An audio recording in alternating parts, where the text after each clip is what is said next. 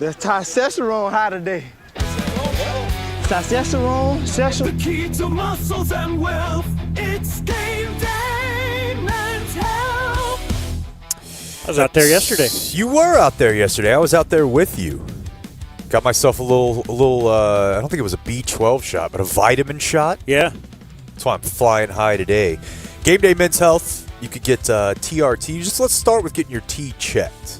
They'll tell you whether or not you need that T, how much you need. You'll get 10% off for life with Game Day Men's Health. But in September, Dan, we are promoting prostate awareness.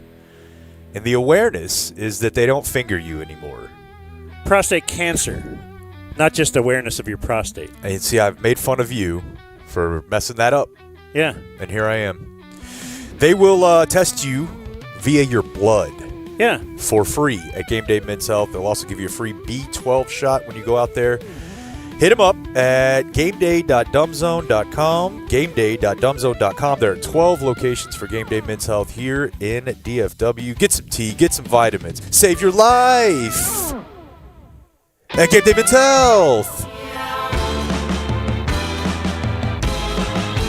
I don't like that. I don't think you did either. Clayton, did it look like I liked it?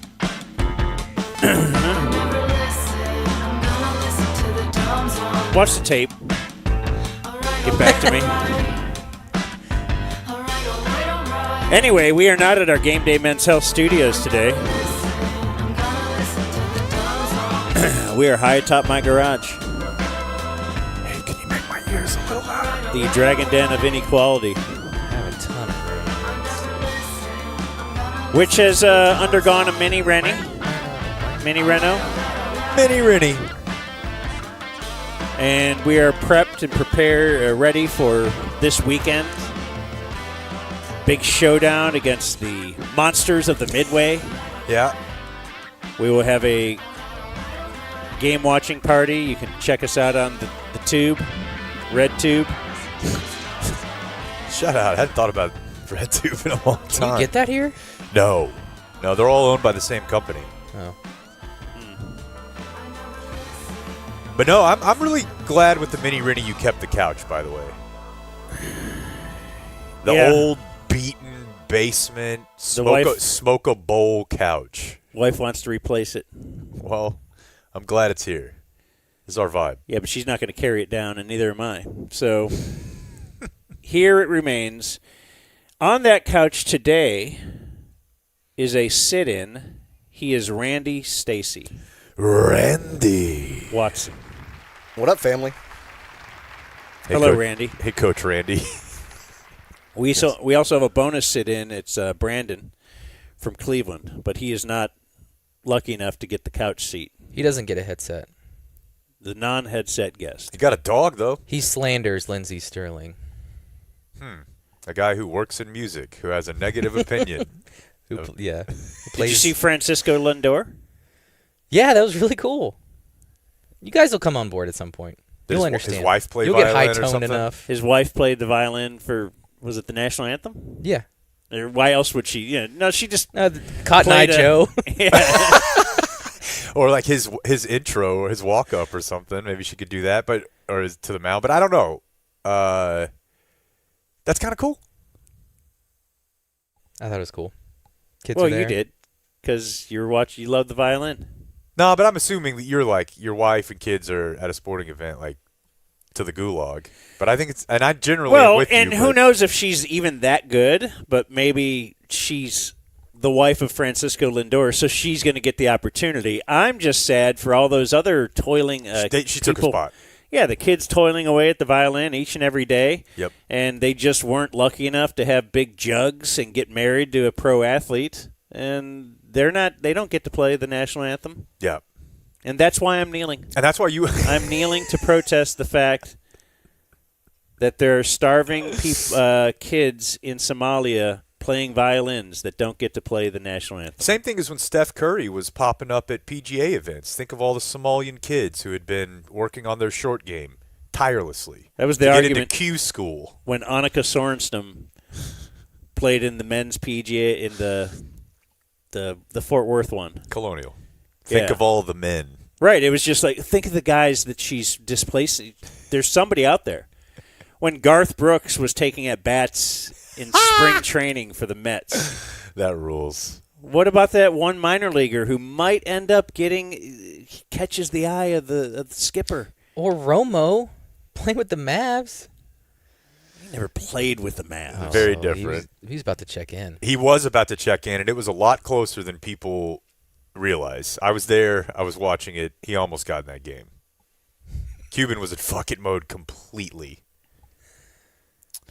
A lot of sports today. We have the Sirois for picks. It's viewer mail day. It's Thursday. And I start with a question for Establish the Run guy, because Establish the Walk guy went over to Lowe's, Home Depot-ish, whatever that is, Lowe's. Mm-hmm. Not Home Depot, but Lowe's. There are other Lowe's we found. I didn't go to the hotel. Oh, the hotel. Okay. Or the other hotel across the street. Yeah. I went to the place where you can buy lumber and get a key cut and mix paint. Yeah. And I'm walking around, and what did I walk by? Was the scurrying professionals moving off the shelves. We're going to put this Halloween stuff over here because we're putting up Christmas decorations. Boy. Dude, it's September. We're moving the Halloween decorations over here to when the I normally secondary buy spot. my Halloween stuff. Yeah. I knew you would. I knew this would make you go off. Go on, King. Go off. Yeah, I was slightly upset leaving my neighborhood when I saw a giant inflatable spider up. Because it's not October, okay? October you get 31 days in October to decorate your little ghosts and your spiders and your scarecrows to scare people. It's September, okay? We're a week away from 9/11. It seems like you're forgetting. Yeah, should have been. Wait to put your crap up there until the month starts. Yeah, can I also say, I hate to just offend like half of our audience, and you just dive into the weighty issues of the day with a controversial take, but inflatables are fucking ridiculously lame. Come on, dude. That's not a real decoration. When done right. Inflatables are give-ups. Now, this may be me. It is because it covers a lot of real estate, but you didn't really do much. And it's just all you did is inflate. Yeah, there's not, and this is, I mean, for me, the son of a two-time best decorated house in Grapevine for Christmas. Who's voting for that? The people of Grapevine. Oh, really? And my mom hates the inflatable thing. She's like, all right, dude. Anybody could do that. Yeah, all right, would you plug it in? Cool. To buy it. She's out there with hand cut. Is she still in the game? Is she prepping for this year, like thinking about it? You don't have to get ready if you stay ready. Okay. She's always thinking about it. Because she finished second last year. Okay. It's been a long year. So you feel like this is her Patrick Mahomes is like, oh, man, I can't believe it. I'm going to make a documentary about this season, whether she wins it or not, because it's top of mind. But, yeah, inflatables suck. But, yes, I think a documentary about your mom and her thought process on decorating for Christmas would be great. It actually would. I mean, usually documentaries are like, can you find something where this person is the only person who's obsessed with this as this? And that may sound odd for Christmas, but I promise you, my mom loves Christmas more than anybody listening. They hand her the Last Dance tablet of another decorated house, and she's like, what is this? Amateur. Look at this. I mean, yeah, she drives around the city and does that, so, yeah. The Big Red Tree is back, I heard. They're already working on that. Nice. In Colleyville. Let's do it again. That is the most expensive Christmas decorations I've ever seen. But there's not a equity problem in whatever. I don't know. If you are looking for Christmas decorations, Hobby Lobby's trying to get rid of last year's stuff. Everything Christmas is half off. Jesus, now? Dude. Yeah. I don't know. I might have thrown it there, but he called the run. Yeah, I thought you do that January 15th. Yeah, I mean, that's when you get your wrapping paper and stuff, And right? Hobby Lobby always has a Christmas section. I swear to you, the one in Garland, half of it was full of last year's Christmas stuff, everything half off. And you're just... And you would think... I'm not the biggest decorator, but I did tell my wife, hey, you're into this stuff if you're looking for a deal. And you would think with all those deals that those women would walk out of that store with a little bit of appreciation in their life. And I so guess she if a didn't find if a what she was gentleman looking holds the for. door open for them, they acknowledge it. She didn't have the Christmas spirit. But my mom had like legit reindeers in our front yard and hired Mr. and Mrs. Claus to come over. Hired? Yeah. Not for us, but like for a family party of 25, 30 people, fake snow. That's There's amazing. a very funny photo somewhere of me when I'm like 18. I'm in the band, and my buddies are over there because we had just got done practicing, and there's just like 4 or 5 like punk rock looking dudes, like all beaten to be there with Mr. and Mrs. Claus and a reindeer in front of my house. Why wasn't that your album cover? Lippering. Like, it's just so bad. It's funny times. Anyway, Sirois are probably in about 20 minutes or so, so let's do some sports today, and this will be brought to us by Trident. Ooh, are you trying to get some access? Trident, garage doors, and more. Gates, whatnot, quiet garage doors. He might do like a dog door. A little tiny, like, does it open with a little opener and everything? Yeah. Okay. If you're high tone. Why not ask? TXTrident.com. It's a veteran-run company, veteran-owned. Jeremy, great dude, 817-512-1212. He conquered the seas in the Navy, and now he's here to conquer your garage door, be it for you or like a mouse. That'd be cute. Garage door, entry gate services.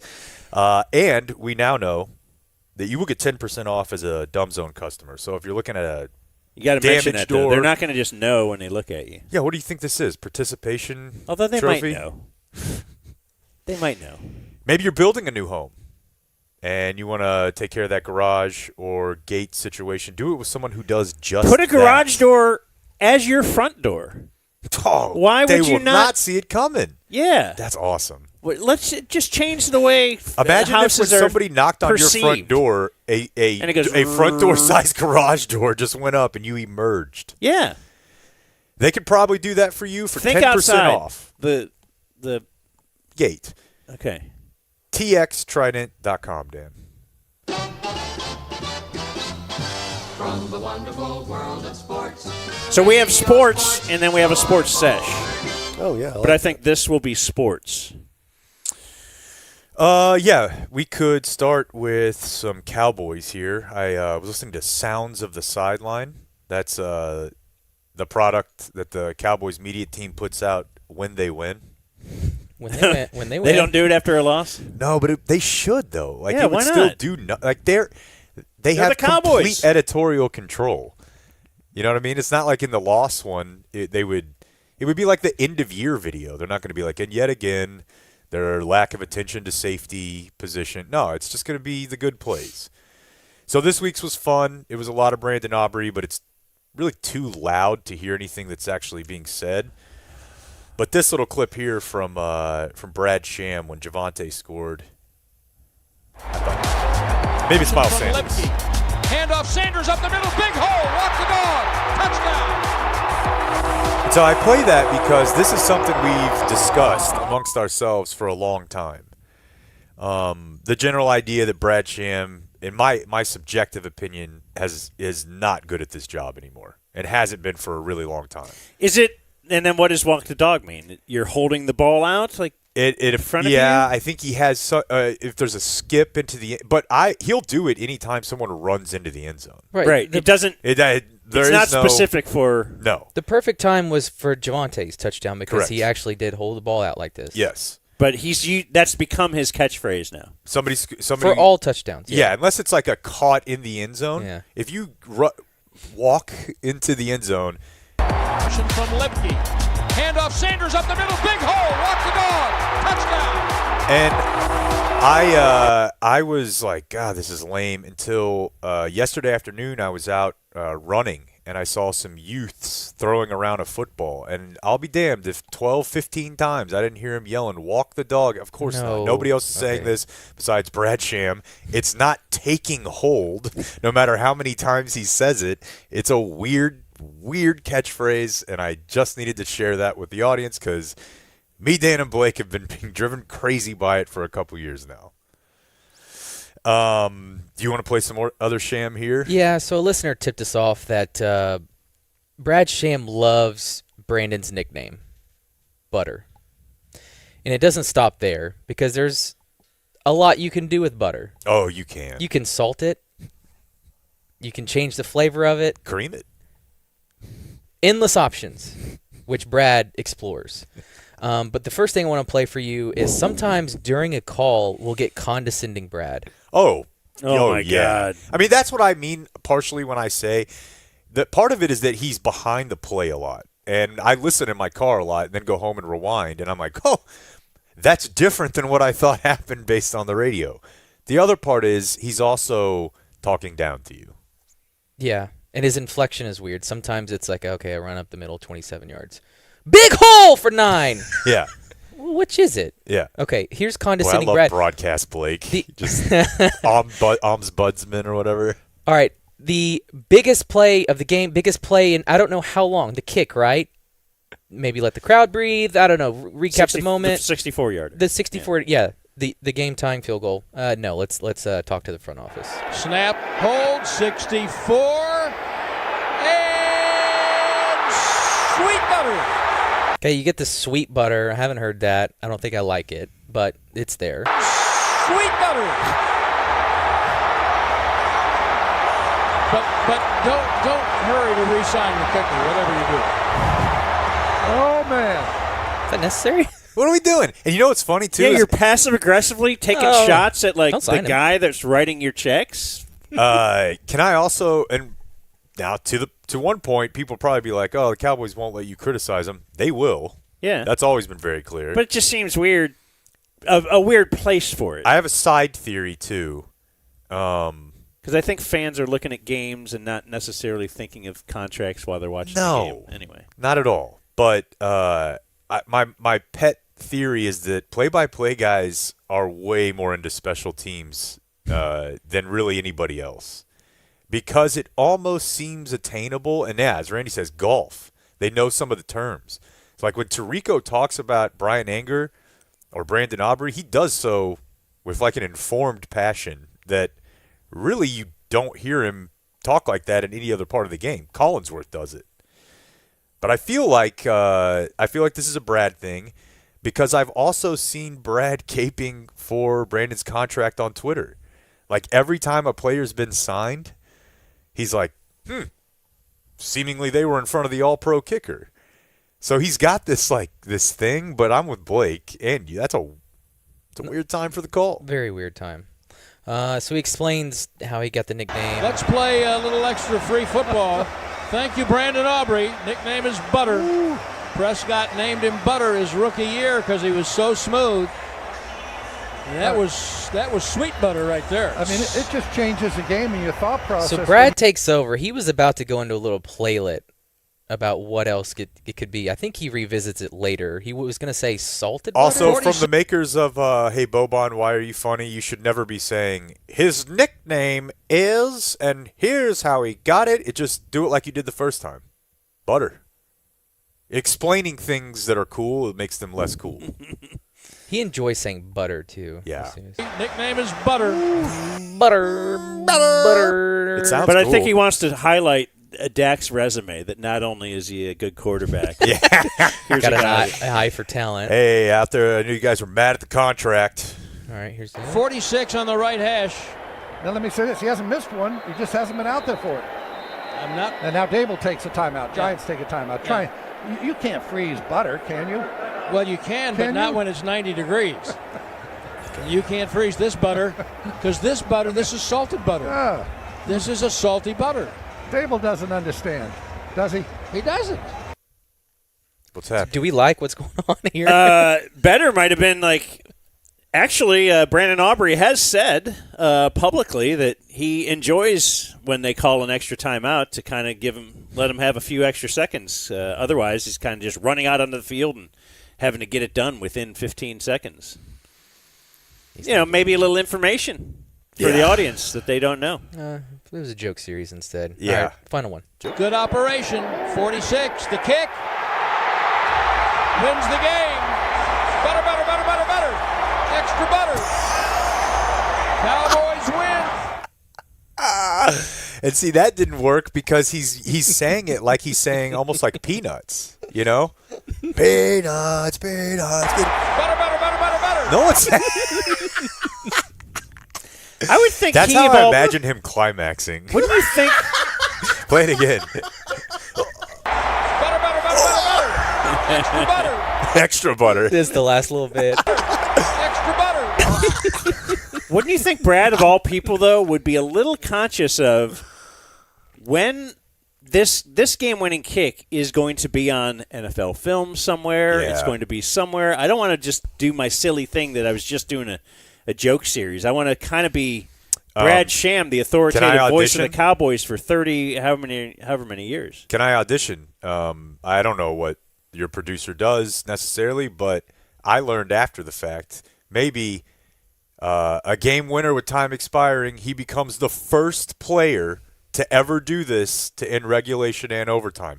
Somehow communicate the idea this is a singular achievement. Right. Which I didn't even – And if you said that after be the kick went on in, the clip. that'll be on the clip.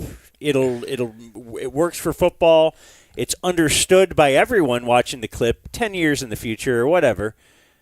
But now it's going to be better. No, you nailed it because I do high school girls basketball play-by-play. I send it to Ted. He tells me a million things that I've never thought of. That was one of them. Was as a play-by-play guy, if it's a big play in the game, you got to be thinking this could be on SportsCenter. This could be on a highlight package. So in that small 10-second window, you need to recap some of the game. Like the game-winning kick. Cowboys come back and you need to be resetting. That's a huge time for a reset, or to make a highlight package. Not Butter, butter, butter, butter, butter. Extra butter. the more you play it, the more I love it. See, I think it's genius. Yeah. This is the guy that's always talking to you about the fifth round and trying to get in there. Now he's got swag. He's got long shorts. Yeah. A couple other quick things here, Dan. Just a quick look at the weekend. I don't know if you want to do any there's no Bears preview here, but I'm just gonna keep telling you guys that Dak has been awesome. Now it's like to the point where it's to the point. It's 2 weeks, but people are just kind of doing he's back from 2023, and I'll read it all. I feel like the film world over the last 2 weeks has been like, he's making throws that no one else makes. And he's going to throw picks, but he throws picks unlike Russ did on Sunday. When Dak throws picks, it's because he's in MFer mode. And he tries to fit a tight window, rips one to the seam. Like most of his interceptions, you're like, I wish you were less aggressive there. But it's not because he's just laying up. Russ's interception the other day he gave the game away. This is really weird. And the more you think about because it, he's well known as a very good deep ball thrower on that. and almost like maybe a pitcher who has something that they trust too much. I mean, he was like 7 for 9 for 230 yards on deep balls that day. So maybe he's like, I can't miss. Yeah. This is what I do, and they He's can't feeling it. stop it. So Yeah. I don't know, YOLO this one. You don't see Dak do that often. A couple other things that just from the stats page, we've talked about like the man thing. They play more man than anyone has, or more zone. They play no man at all than anyone in the last handful of years in the NFL. I think they have 2 to 4 snaps through 2 games where they're not in zone. And so while that makes it harder to blame Trayvon Diggs, trust me, I want to, their whole defense is a disaster. It's not – you get Deron Bland back. I feel like if you were a man team, getting one guy back would make a much bigger difference. Getting one guy back is not going to suddenly make them know where to be in relation to each other. Like going back and watching some of that game, that was – I would say it's worse than you thought, but it was pretty bad on first watch. Like Shoddy was saying after the game, even right after the game, like it's a communication problem. Well, it looked like it. I mean, they're not talented, so I don't know how good they can be if they communicate well. But it was, and even the sounds of the sideline, like there's a part where Solomon Thomas, who had a pretty good game, is on the sideline talking to one of the other tackles, and he's like, I messed this play up, and he's like, but you messed up the same way, so it worked out. He's like, I can tell We kind of aren't on the same page right now. Like, it's not going to get better this week. So It's not going to get better all year. well, reading about it with Eberflus in charge here, couple things. Well, actually, one thing, boy, was it Saad that brought this up? Was listening to that Cowboys one-star Cowboy podcast. And it was the thought that, Eberflus, all offseason, all training camp, all everything, was planning on, he had built a defense with Micah Parsons in it. And 1 week before the season starts, it's like, oh, by the way, you're not having the one thing that you built your whole defense around. It'd be like, you have Dak and then you get a scrambling quarterback, and now all of a sudden you're playing with that. You totally change everything you're doing. So I would imagine that's his thought, or I don't know what his thought process is now, but if you are to give him a little break, like, hey, he was not planning for this. Now the defense has looked like, it did before Micah Parsons joined the Cowboys, or it did this weekend. And then other things I'm reading is like, well, can I just say one thing on the Micah deal? Yeah. They're blitzing fourth least in the NFL. Okay, that's okay. My next thing is, I was going to say, I think that's Micah related, right? Like, you need to start because he's not here. Right. Because when he's here, you can get pressure without blitzing. Yeah. But the problem is, of course, when you blitz, you leave some things open if you're not like a great cover team. And would that be if you're not a great man team? Yeah, which they were under Quinn at its peak. So the thing is, they've been very successful this year when they have blitzed. They have. But if you try to build the whole boat out of blitzes, that will be exposed very quickly. So the reason they have been successful, kind of like a third down back might have a great yards per carry, and you're like, oh, wow, that guy should be well, they're all prepping for a big pass, and he gets a draw play every 4 plays, and that's why he's running for 8 yards a carry. No, that's a really good point. So you can't overdo it. But as you said, on the plays where they have blitzed, they're 11th in defense, just yards, efficiency. When they haven't, they're the worst defense in the league. And as you pointed out, they haven't more often than not. I think they're going to give up a lot of points on Sunday. And I think Ben Johnson is What's the over-under? It's 50? I don't track that often. That does feel, it's usually like 45. Most are low 40s, 41 through 45 or so. Yeah. I think that I'm going to take the over. And then I just want to play you this thing real quick from Ben Johnson. Speaking of the Bears, this is a small thing, and I know that I'm just doing a Dak PR campaign here, but I got to take it while I can because he healthy. He'll be done in a few weeks. Oh shoot! Come on. This is not playing. He's well. fine. Fine in what sense? You know that this could be I'm over joking, yes. at any second, and I would feel like I don't know, man. Week to week, who knows? I don't know why this isn't playing. Am I up? Mm-hmm. Okay. Well, we'll come back to it then. Yes, Dan, we were on the phone yesterday, and Dan goes, I think your computer just sucks. I do. Yeah. Could be. They good. Like every day there's a different problem. It's not like $3,200 just a couple the same years problem. Ago. It's different every week. There's a different problem every day. I think this will work. What's Dan doing that makes you feel like he's playing the best football of just about anybody? Man, when I Dak. I think the guy said Dan. see a quarterback utilize cadence the way that he does, and I know that's a little thing, but it's reflective of he's got total control of the field. He's looking to manipulate the defense. He's looking to control them. Hopefully, we'll have a loud crowd here on Sunday that combats his ability to use that cadence to our disadvantage. But when I see that on tape, I know like this is a guy that's seeing the field really well right now, and he's trying to move defenders around. And I think that's when you have an experienced player like that, that's a dangerous thing. So again, small thing, but like the guy that everybody wanted to hire this offseason is pointing out like little minutia that he sees when he watches Dak. And I think I'm trying to express this is how the football world views him. They view him as And that fourth quarter and overtime the other day is a big part of the reason why. Because when they have to throw, I trust him. He'll stay in the pocket because he has to.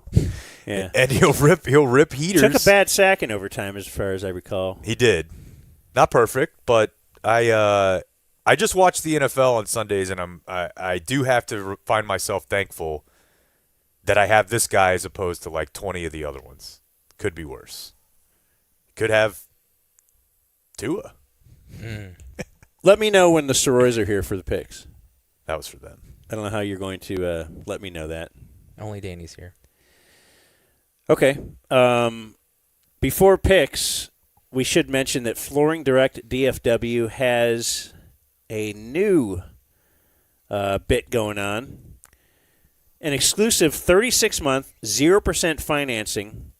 You could have new floors in your home for less than $200 a month. I must have to put a ton down. No interest for 36 months, less than $200 a month, and no money down. That is Flooring Direct, exclusive 5-star installation package included in that price. They will move your furniture for you. They'll take care of everything. It's not going to leave your home a wreck. It's not going to be like a damn tornado came through here, and they've got the top-notch floors. They do have a showroom here in DFW, but the point is they come to you. They'll show you the floors. Offer in soon, so get an estimate for free today, 972-449-9456, or flooringdirectdfw.com, 972-449-9456, 36 months, 0% financing, no money down. All right. Let's do a little seshy before they get here. Sports Sesh. And then when Eulogy they're here, for the Rangers. No, Mike's here. I don't know. They lost, right? So this time, really? Or next week, is that big? Oh, no, dude, this series. Like every other week, it's they're dead, I'm done. Now we're back, but now we're done again. We're definitely done? I never said I was back. Okay. But yeah, they're very done. Okay. Well, what are you going to do? Root for the Brewers. That's exactly what I'm going to do. The Brew Crew. My Brew Crew. Pat Murphy and the gang. We have an apology bingo. Kyler Murray He's already apologized? Is it for the dog thing?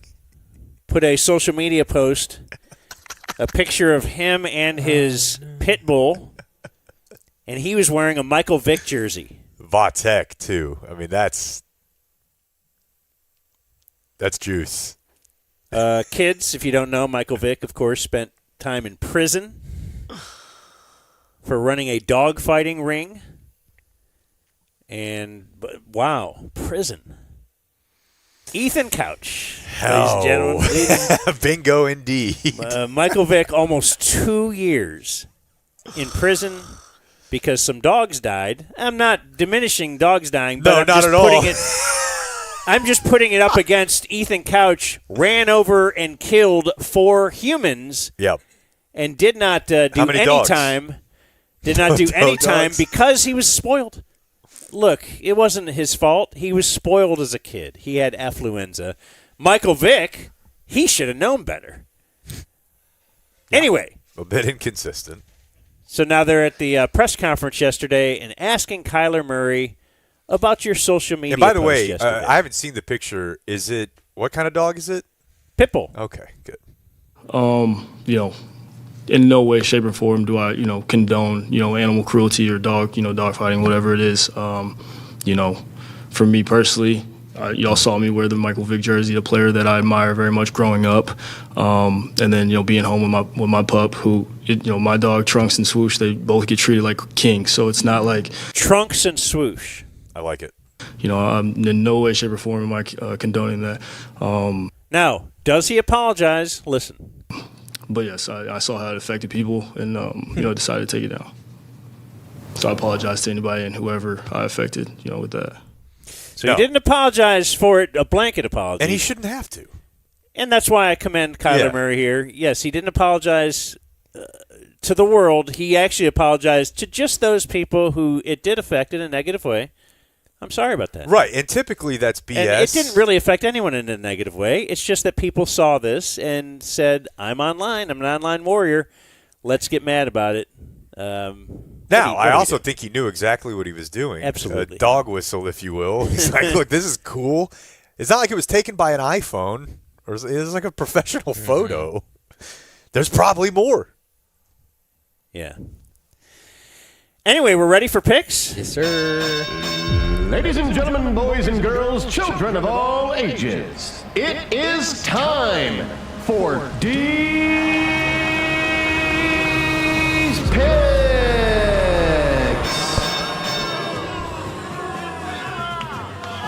That's right.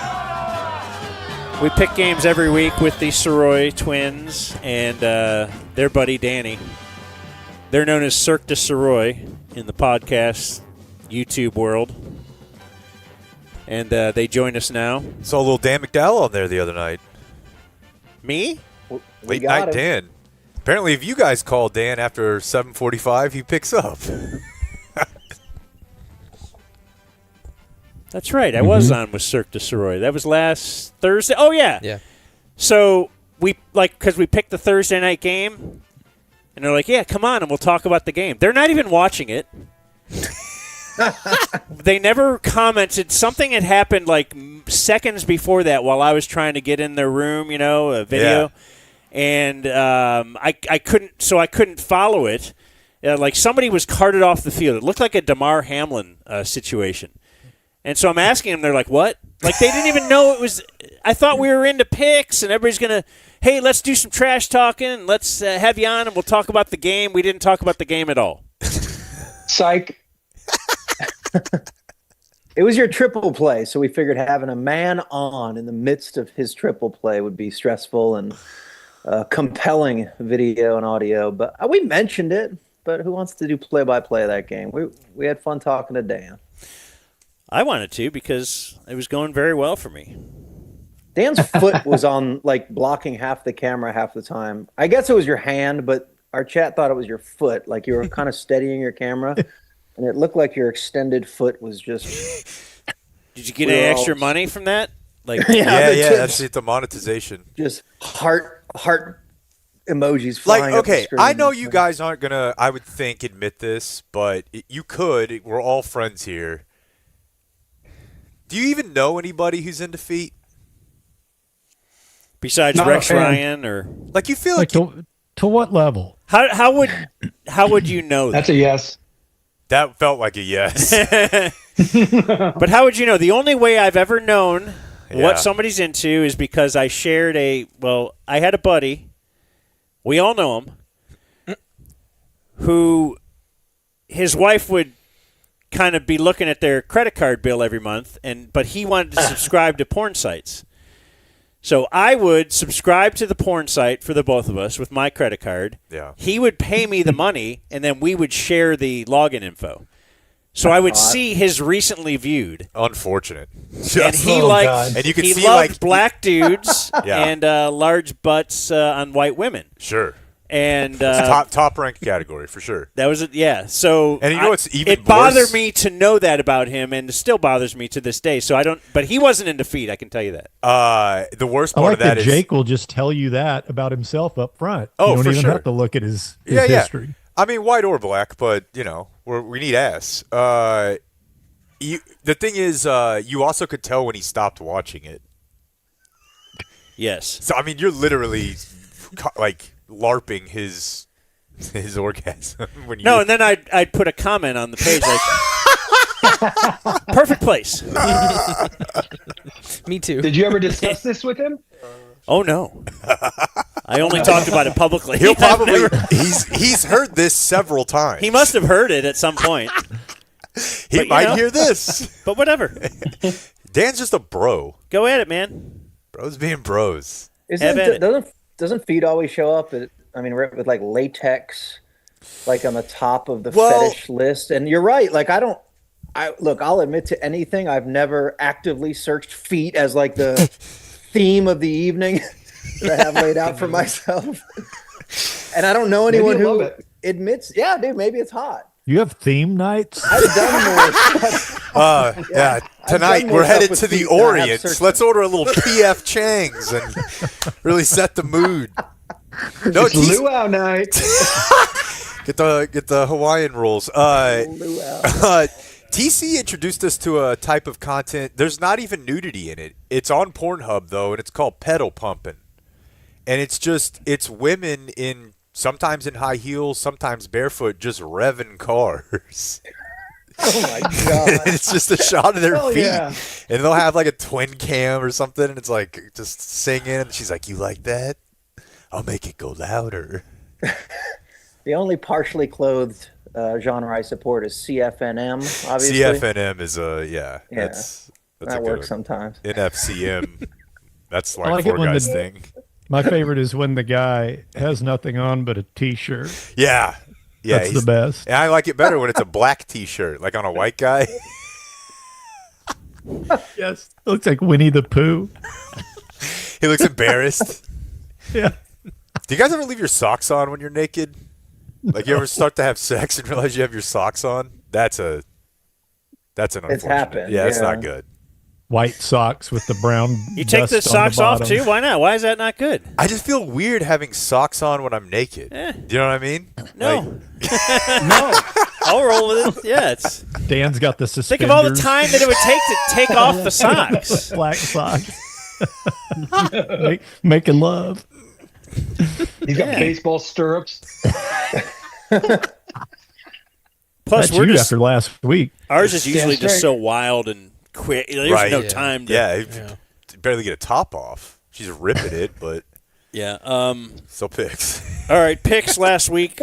See, this is how we do a show without talking about picks when picks are supposed to be the thing. Dan. Yeah, It's easy. See, Dan? There was a correction because week one, Cirque looked like they were running away with this thing. And week two, things are a little bit more even. So if I look at the Where do we stand? team-wise, Cirque is in first place Yes. at 30 and 30, and the Dumb Zone at 28 and 32 is in last Tight. place. Tight. If you're not first, you're last.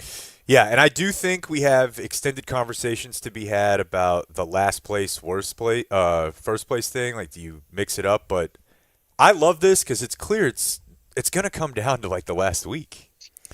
Like our records are going to be neck and neck. I feel like the whole year. And I love it.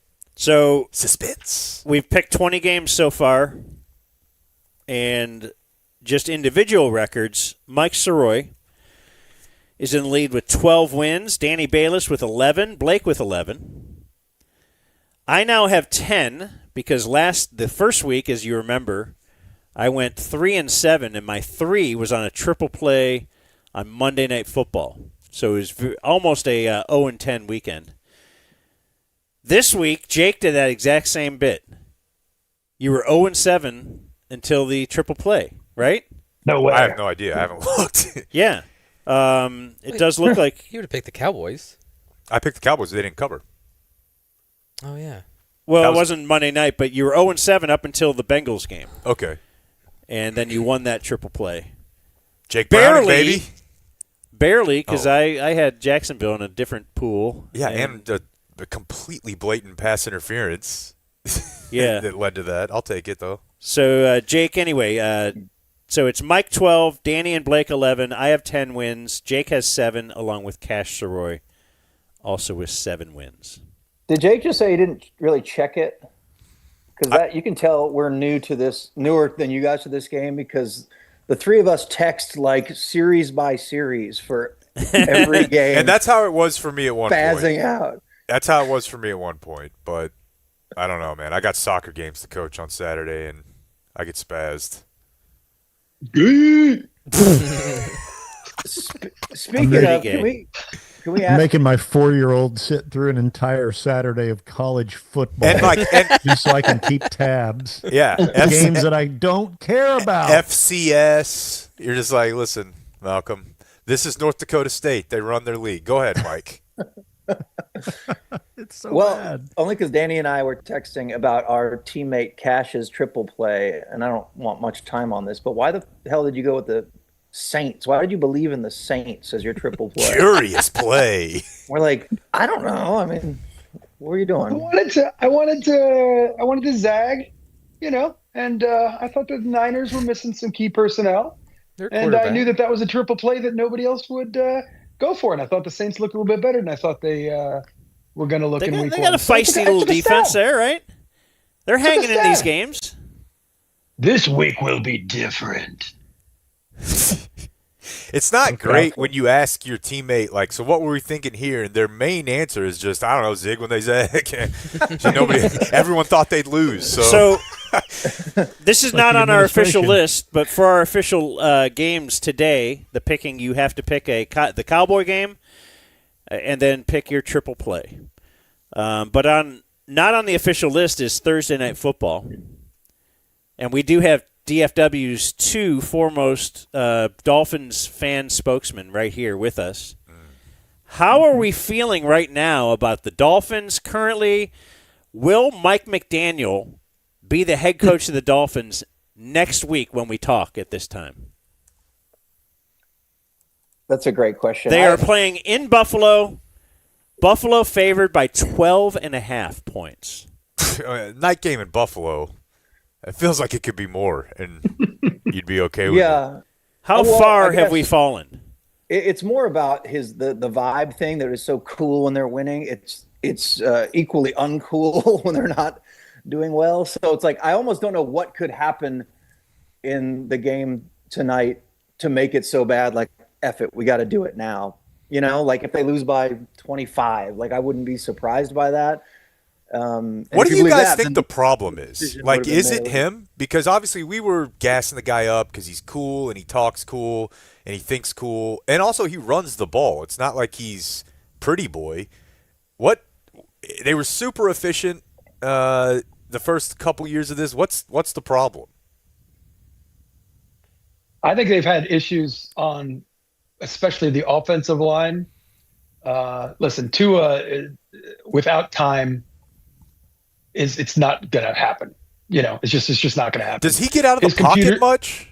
Not much. And to be honest, what's made him so great is really great accuracy on throws across the middle into little windows that are now sailing, and he's throwing them in crucial situations. They did against the Colts where he threw one that ended up being a pick. It was a 3-0 game or something at the time, and then then it falls. And it's partly because they had to get rid of some talented players, partly because they made some draft picks that haven't gotten their feet up under them yet, and partly just having a short left-handed Hawaiian quarterback, as Mikey would call it. And it doesn't feel like it's happening. And dude, the things that Mike McDaniel says is like, it's all cute and funny when you're winning, and it sounds like a complete moron when you're 0-2 and about to get stomped by 25 in Buffalo.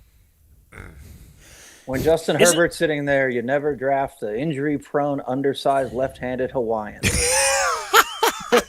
How many times? It's like my dad. Every time Dak throws a pick, he just starts yelling, "4th rounder."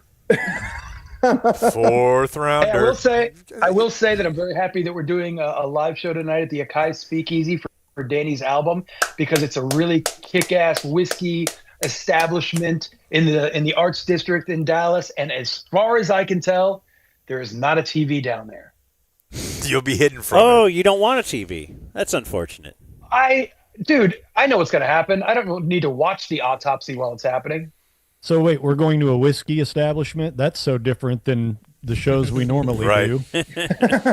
So we can drink tonight. Don't you guys think it's an incredible sports story? Like Jalen Hurts and Tua? Oh, I mean, you don't get that. Like, right? what an embarrassing from such a moment of a low moment that Jalen Hurts had on national TV, in front of everybody. Yep. Yeah. And now it's just totally turned around. Can I offer to you, this is not good for hot takes or sports talk in general, that in no way means Jalen Hurts is a better football player than Tua at all. But he will be remembered as such. Eli Manning, is he a better quarterback? That's what I'm saying. Is like, you saw these guys almost with the exact same talent at one point. Right. That is kind of the best example you're going to get. It is a team game, and Jalen it's probably Hurts with why the Dolphins quarterback wins is silly. And Tua with the Eagles, I don't feel like it's that different personally. But. Yeah. He's also short in Hawaiian, so. And left-handed. So can we get? I want to do this real quick. When can we get Danny's record? We can get it tonight, physically. This is not going to be online ever, is it? No, it's on all the platforms already. Okay, because at first you guys were just putting out the vinyl, so I was unaware of that. I was confused about that too. I guess you didn't go to the release party like some of us did. Nope, I was. Yeah, Sir Daniel Esquire. We just search it wherever. Yeah, Spotify, Apple, all Love of it. Very cool. Thanks, Jake. If there's free drinks and free food, Blake will be there. Yeah, would you bring your including kid to a your record kid's release? birthday party? I or, did. They gave him some like bar peanuts and stuff. In fact, you're being invited to kids' birthday parties. If you have a couple shower, please invite Blake. Yeah, he would love to show up. I'll take your leftover food home. We need. We're a little late for our. We do live read on the 15s.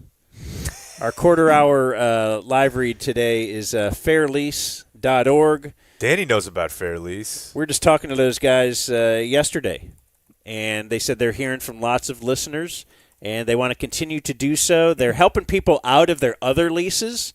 So if you are you're leasing with, I don't know, let's say D&M, another leasing company, we've heard from a lot of people that say, you know what, they bought me out of my lease. Their deal is that much better. So go to fairlease.org and pull down the Dumb Zone thing on the drop-down menu thing, and you know what to do, right? Yeah. So Tell them don't about the Dumb Zone. The main thing is you're not spending all day with a guy at a dealership. You're just doing it from home. You're watching football with your 4-year-old.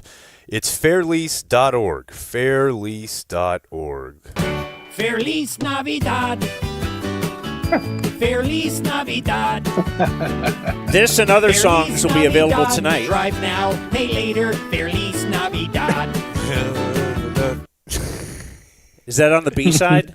Yes, yeah, that's the. Well, the Ticket Ticker song's on the A side. Jesus. God, those are so good. So good. All right, so we pick games. You got to pick the Cowboy game. Got to pick your triple play publicly. We have 10 of them off the air. We'll put that on the Soch. So we do it in order of first to last. That means the last place guys could kind of see what the first place guys did, and maybe I'll triple play against them. We start with Mike Sirois. Thank you. I'd say first off, we at Cirque also have a passion for fair leasing practices. So if anybody over at Fair Lease would like to contact us, we'd love to. These are our friends. They're good people. Hey, no, we share. We I know, share. yeah. If there's one thing I know about the Sirois, it's that they like to lease things. Indeed. All right, what do you want? Cowboys and Trip? Is that what we're doing? Yes, sir. Yeah. All right, Cowboys. So We're going Trip? We're going to gloss over that. Dude, we're allowed to do that. What did I see last night? Oh, my God. That is not. No, Trip is good. That's barely shortened. I like going on Verlander, trips. 7 shutty. Dude, that's last sweet. Shutty. Shutty. Yeah, 7 Okay. shutty. 7 shutty.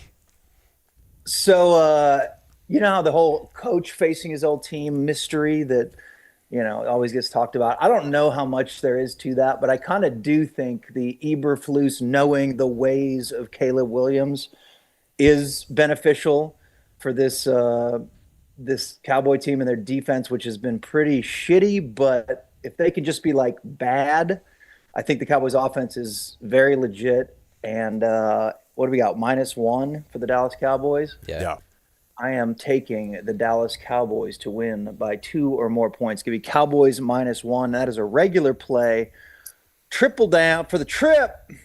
I'm taking another trip down to South Florida. The Miami Hurricanes did well for me last week. They were my triple play, and it worked. Ugh. I think Cash's Gators are kind of in the shitter, and I think they've kind of stopped listening to Billy Napier. And I think the Dabo to Florida Gator thing is about to be kicked off as the Miami Hurricanes -7.5 points is going to be my triple play. Nightmare. Wow. There's a lot going on there because Triple play. if they win that, you would seemingly think that they would be less likely to fire their coach and bring in Dabo. But also notice how it's Cash's Gators now. It's only Cash's Gators now that they look like dog shit. Well, I'm the only alum. I know, but Is the word that they're going to go after Dabo I have seen. when he gets run? Dude, he's going to be the name for every. Alabama's the name. Just go home. I don't want him. Do you think they're real thrilled with what they have right now? No, you're right. They would love a guy to want to shut down the social media on these kids. Mm-hmm. Yeah. Bring it back. All right. Next up would be who's in second place? Danny. Danny or Daniel Blake? Esquire. Let's go to Danny. Is anybody else surprised that the Cowboys-Bears line is as small as it is? Which Why way is that? You're thinking the I Cowboys? mean, it's would- a pick 'em. I figured the Cowboys would be favored by at least a 3.5. I did initially too, but then as Blake said, he just looked at me and said, they should have lost yesterday. And I'm like, yeah, and if they had, then this line would make sense. So It if was- they did, are we killing Shoddy for not really trying to get Brandon any closer than 64 yards? Because they kind of were. Well, they got 3 with a carry, right? Well, I mean, And then- let's just say the Jake Ferguson catch doesn't happen. They never get in field goal range. We're definitely killing Eberflus. it would have been bad. Yeah. It's the Giants. So yeah, by that logic, Danny, I'm with you. But who knows? All right, well, go ahead, Danny. It's in effect a pick 'em then. So yeah, I think the Cowboys are 2 points better than Chicago. The triple play, I am so conflicted because that Bills Dolphins line, I feel like it's just too much. I think that the Bills, I believe, have a couple of key injuries, and Miami still can explode. You've got Buffalo at home, though, and they could maybe take a bad team for granted. I'm so conflicted on that, but I'm going to go against my better judgment, and I'm going to take the Bills as my triple play. I love it. Crush Miami. I love it. And here's this the is fun nightmare. thing, too. He's not even going to know what happened until the end of their gig, and it'll be like Oh, late you in the don't think fourth I'm gonna quarter. be looking at my phone the whole time? That's awesome. Just let it ride. This is an effing nightmare. My 2 teammates have picked against my Gators and my freaking Dolphins. This is like, No collusion. Now you're the No blender collusion. now, buddy. By the way, God. if you tie a game, you get the dub. Yeah. Oh. Yes. Yeah, push Okay. gets the Really? win. I Yeah. learned that in week 1. Just keep it consistent around here. We'll do it that way, so you'll be fine if they win by 1. Okay. Elsewhere, Go Mavs. now we go to Blake Jones. We are squarely in the Cowboys cycle. Dak Prescott beats bad teams. The Bears are a bad team. They're going to score 1 million points. The Cowboys will score 1 more. Give me the Cowboys, -1 on the road. And then the line is a little nutty, but I like to attack Cirque while I can. The Dolphins stink. Buffalo at home. 12.5 doesn't. It could be 24.5. What Let's are you go. doing? Bills -12.5. What are you doing? Let's rock. You're irresponsible. I love it. I love it. I don't love And it. to be I clear, love Blake- yelling when they do it, but that's no. Blake does get the win if the Bills win by exactly 12.5. Correct. Right? Yes. Yeah. Okay. All right. All right, next up is me. Dan McDowell. Vegas isn't stupid. They built casinos. Is this going to be and trade Luca. picture? No. We're going with the Chicago Bears Randy at was home just sitting here. to actually win that game, Please stop. win there. that outright. What? Don't triple that. I'm not going to trip. Triple it. Triple it. Get all the points. So that's how bad you think this pick is. I forgot what game you're talking about. It doesn't matter. Molotov. Boy, I would love to go against the guys for a triple play tonight because that was really fun. It's fun to win your triple play on a Thursday night. Really, it takes all the pressure off for the whole weekend. What, I got to win 2 of these next 7 and 500? Yeah. The triple play means so much. But I am going to – I'm going to go with Okay. – I'm picking this game more against the team than that I have great confidence. I don't have great confidence in the Atlanta Falcons, but I think Carolina is just so bad. Atlanta is favored by 6 going to Carolina. So give me the Falcons by 6 Maybe Kyle Pitts will get something for you on your fantasy team there, Blake. I would love that. Triple play. Man. Up next is let's go, Jake. I feel like the NFC South is like China. It's like I don't understand this place. It's over there. I don't go there. I don't know betting NFC South games it's the wilderness, bro. I'm concerned about Atlanta when I'm looking at trying to get Baker to the bowl, the big game. Yeah. The big game in Dallas. Where is it this year? The big game. Detroit. New York. I don't know. Who cares? This is sad. Go ahead. You're up. So I will take the Cowboys. Same sort of logic as Mikey and Blake. I before the show said I want Baker v. Mahomes, 83-72. Feels about right. And then for my triple, I texted Cash about this last weekend. It was a down week. But we're going to go back to Manny and Darian. We're going to triple play those Duke Blue Devils. Okay. The 1 and 2 Duke We were just Blue talking about how Devils, bad they are. who will be playing the undefeated North Carolina State Wolfpack. I like it. They are On all fronts. They Shut are up. 3-point favorites at home. He had a rough week last week. Our Heisman candidate did, but he still threw for 313 and 3 touchdowns. We're riding with Manny and the Blue Devils. Triple God, play. this is an emotional bunch of picks for I me to know. listen I'm This trying is to nuts. put you. Cash has got this his is 2 epic. schools I and am in a box. his childhood best friend's team, Duke. God. Hey, I haven't heard anything about Belichick. How are they doing? I know they got killed that first game. Did they play? They're back after. Yeah, they're back after that first week. They did haven't better. played since first week? No, Yeah, they're they 2 won. They're 2 They and won. 1. Oh, they're 2-1? Yeah, Okay. they're back. How's Jordan? Still hot. Okay. Yuck. Cash Sirois is up. Last pick. Yeah. Okay. I'm kind of like with you guys. You know how I am about just franchise. Sometimes can't get out of its own way with the Cowboys, and several other teams. I think the Bears are the same way. Aikman made a great point earlier today with the Musers boys talking about how like every quarterback. There's a cycle now where they pick a quarterback with a coach on his way out, and the quarterback has to deal with a new coach in the second year. And then that head coach eventually doesn't want that guy. So he's got to pick another quarterback, and then he picks another quarterback, and then he gets fired. And then the new coach comes in, and we're in the same cycle. And now we got Ben Johnson and Caleb Williams. I just think it's messy. I think it's messy here too, but at least there's a positive vibe. Cowboys win by more than 1. And while as much fun and hell as it was for all of you guys to talk about Duke and Miami and Gators and all that stuff, Dan's the one that really kicked me in the nuts because I was certain that I was going to be the only one to take as my triple play the Falcons -6. The Falcons are freaking sneaky good. Now I hate They're it one more. field goal away from We should freaking switch to the Panthers. No. Division home D. Okay, switch.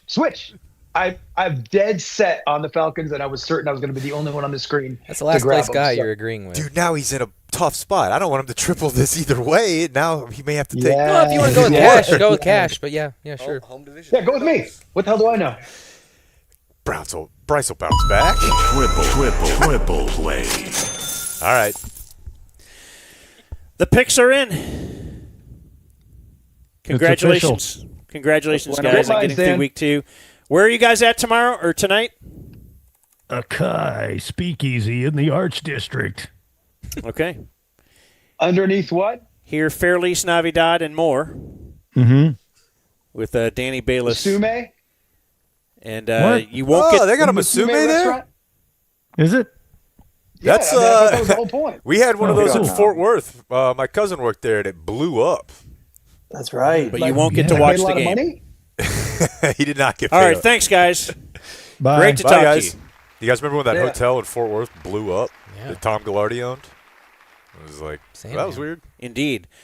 Sponsor love on the 15s, Community Mechanical. They are our HVAC company. They installed a new thermostat here in the den. How's it feel in here? Feels great, doesn't it? It's like an offensive lineman. You don't notice it. You're just in homeostasis all the time. It's unbelievable. They're great. Preventative maintenance is the big thing. You sign up for that, and they can just keep the big problems from happening. And if you think you have a big problem, you've gotten an estimate from another company, get a second opinion from Community Mechanical. Brandon Aubrey did, and they saved him over $10,000. It cost like $100 to fix the problem that he had. So they're great. One downside to that is that's why Brandon that's why he hasn't received a new contract yet. He backburnered it after saving so much money with Community. Blake, I've got new copy, fresh off the press, straight from Travis Gafford. Any customer that purchases a new HVAC system between now and the end of the football season will get a $1,700 discount. 17 for Brandon Aubrey. Look at that. If Brandon breaks the NFL record for longest field goal this year, 17 listeners will get their preventative maintenance costs refunded for the year. Last one. If Brandon kicks a 70-yard field goal at any point this season, we will give away an all-expenses-paid trip to a mutually agreed-upon 2026 Cowboys away game. Plane, hotel, tickets, Brandon Aubrey jersey, and $250 in cash to one lucky listener who got a new system during this promotion. My word. That's quite the offer. At communitydfw.com. Hit them up anytime. They'll get back to you. Travis is at 469-667-7290. I've seen him answer a text during a hockey game where he's like, leave me alone. communitydfw.com. communitydfw.com. I was done with you. That appears to be a theme. What do you think of Shohei Ohtani being pulled last night? Did you see that? I saw that Shohei was trending. I don't know why. What's the story? No hitter through 5, and then they yanked him. A noti? Mm-mm. If Nolan Ryan pitched in this era, would he have any no-hitters? Probably not. I realize the goal is winning the World Series and all that kind of stuff and not to hurt people, but it's just, I don't know. I would think established the run guy does not like a pitcher being yanked when he has a no-hitter, even if he has 170 pitches already thrown in the 9th inning. The fact he did it on the night he hit 50. Is the no-hitter overrated just because now that we are in an on-base percentage era, we realize the walk is exactly like a hit. Maybe it's even worse than a hit. Like, as far as if I'm to say, did you have a good game? Well, I walked. Like, Nolan Ryan has had no-hitters where he's walked like 4 people. Yeah, he maybe leads even more. Leads MLB history in walks. So, well, I don't know. This is why. I mean, it's giving up a person is now on first base. Yeah, after it's happened, the outcome is the same. Right. Like, you're in your head, you're like, well, yeah, I'd rather you walk somebody than get one crushed 99 miles an hour to the gap, but it's the same in practice. And I don't know. I'm not. I don't know if it's because I didn't grow up baseball guy is like my number one. I've never cared about any of this stuff. I grew up as baseball guy as my number one. Perfect game I could see being like, it's obviously, right? But I was baseball guy as my number one, and I just remember people saying, like, Wade Boggs was a pussy if he drew a walk. Yeah. And he would draw 100 walks a year. His average was like 340, whatever. He'd be leading. But he also, if you're just going to wait for a walk, you're looked down upon. Which I look down upon you if you're in adult league softball. Yes. And you're looking for a walk. Like me calling a charge against Brady Tinker and pickup once. But yeah, you get out of bed that morning to work on your on-base percentage at the yard. Get the hell out of here. Well, anyway, the Yank Shohei. I saw, didn't Cal Raleigh get to 55? Yeah. I think 56. Okay. Might have hit 2. The big dumper. Let's see here. I did the sports apology. Oh. I forgot I had this. I got one more thing before we break. Oh, no. Yeah, he's back. It's a big week. Sportsman. I love sports. Oh, damn it. I love sports. I love sports. I love sports. Eric Johnson is the mayor of Dallas. But according to Jake, he's the mayor we deserve. I do. I admit it. I love sports. Excellent. He's the one that will go out on a limb and say that he loves sports. He has, anytime there's like something going on with a major league team, like, hey, they could relocate. Okay, we'll bring you to Dallas.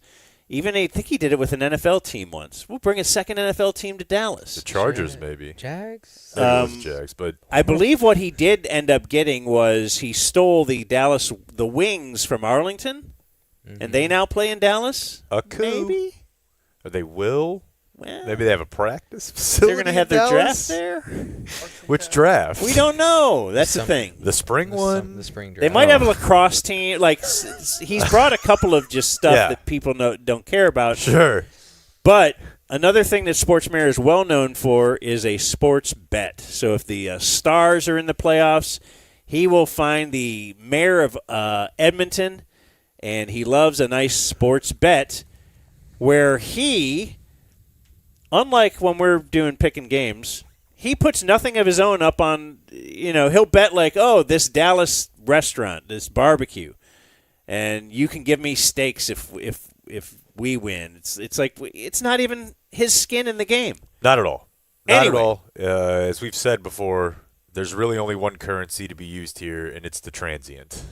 Do you have the video, Clayton? We have a video for this, but the audio will help us too.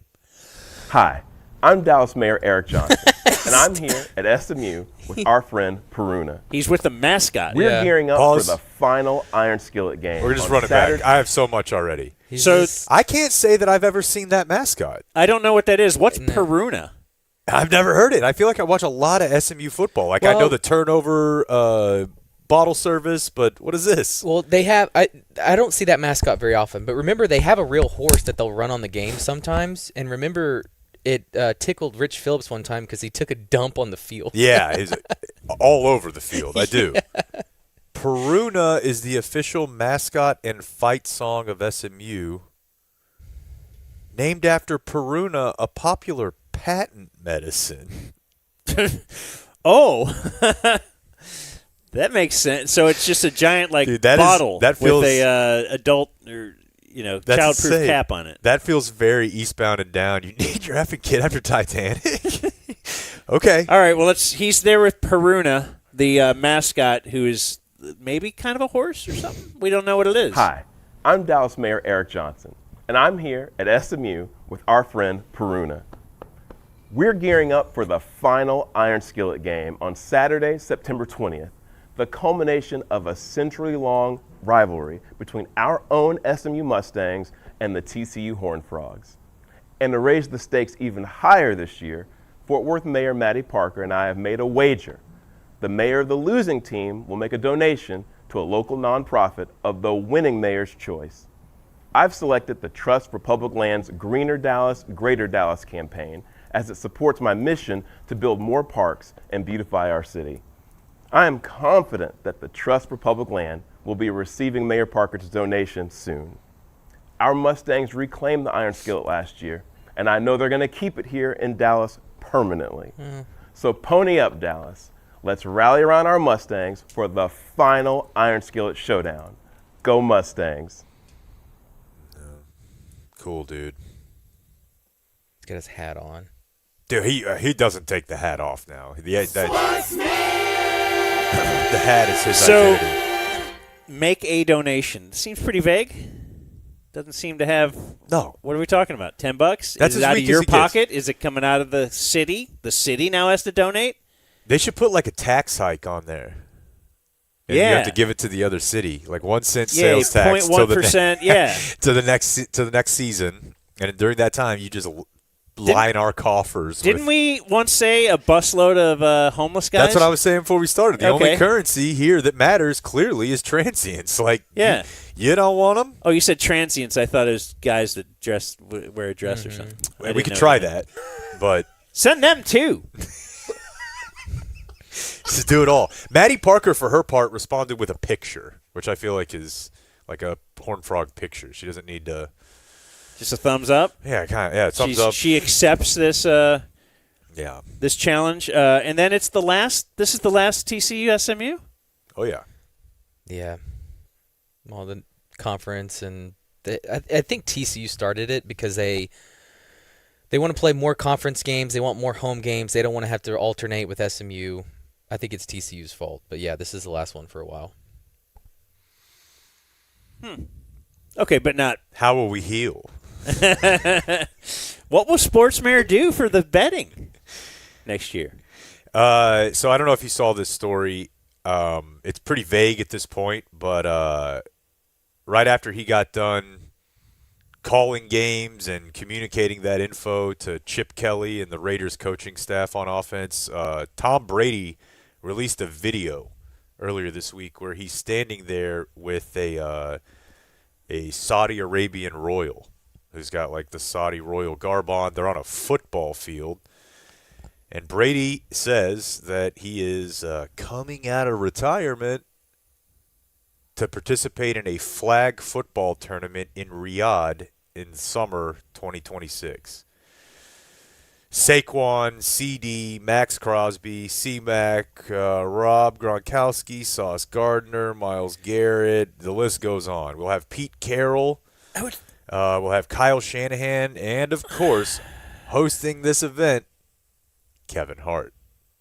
Oh, of course. He's sports comedian. He definitely is. Yeah. And he's like the only comedian who's gotten by on being sports funny.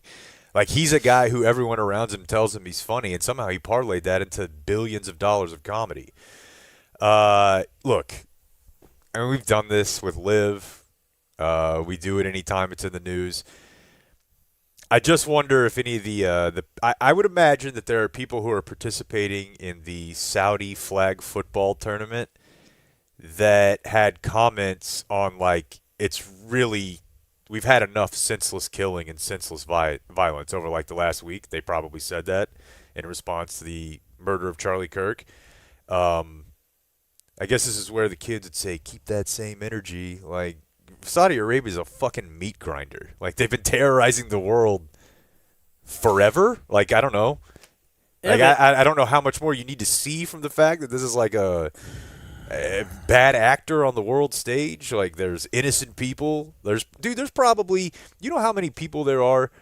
I was thinking about this watching that Bin Laden documentary. You know how many people there are who are in the ground right now, whose parents, family members, spouses probably didn't even know what they did for a living because of Saudi Arabia? The number of, like, intelligence people and that they're just snuffing out left and right with impunity. Well, whatever, like, take their money, but I just think it's a little bit odd. Is this called sports washing it? Sure. Yeah. And that's Saudi Arabia's whole deal, right? I mean, they've got the money to do it. Their people don't really have to work. They have so much money. Just a little weird. Just a little weird. I think they're giving out a bone saw as the trophy. All right, let's take a break. The Dumb Zone. Turn off.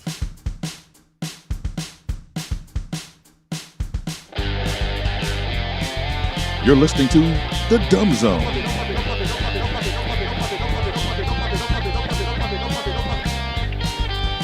Sponsor love on the 15s gives us Window Nation.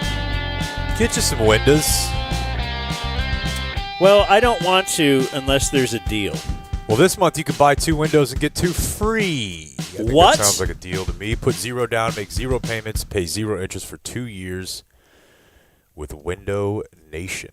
I really am not sure unless they have a good Better Business Bureau rating. Dang. That one's Which good. one did you think I was going with? The Cowboy thing.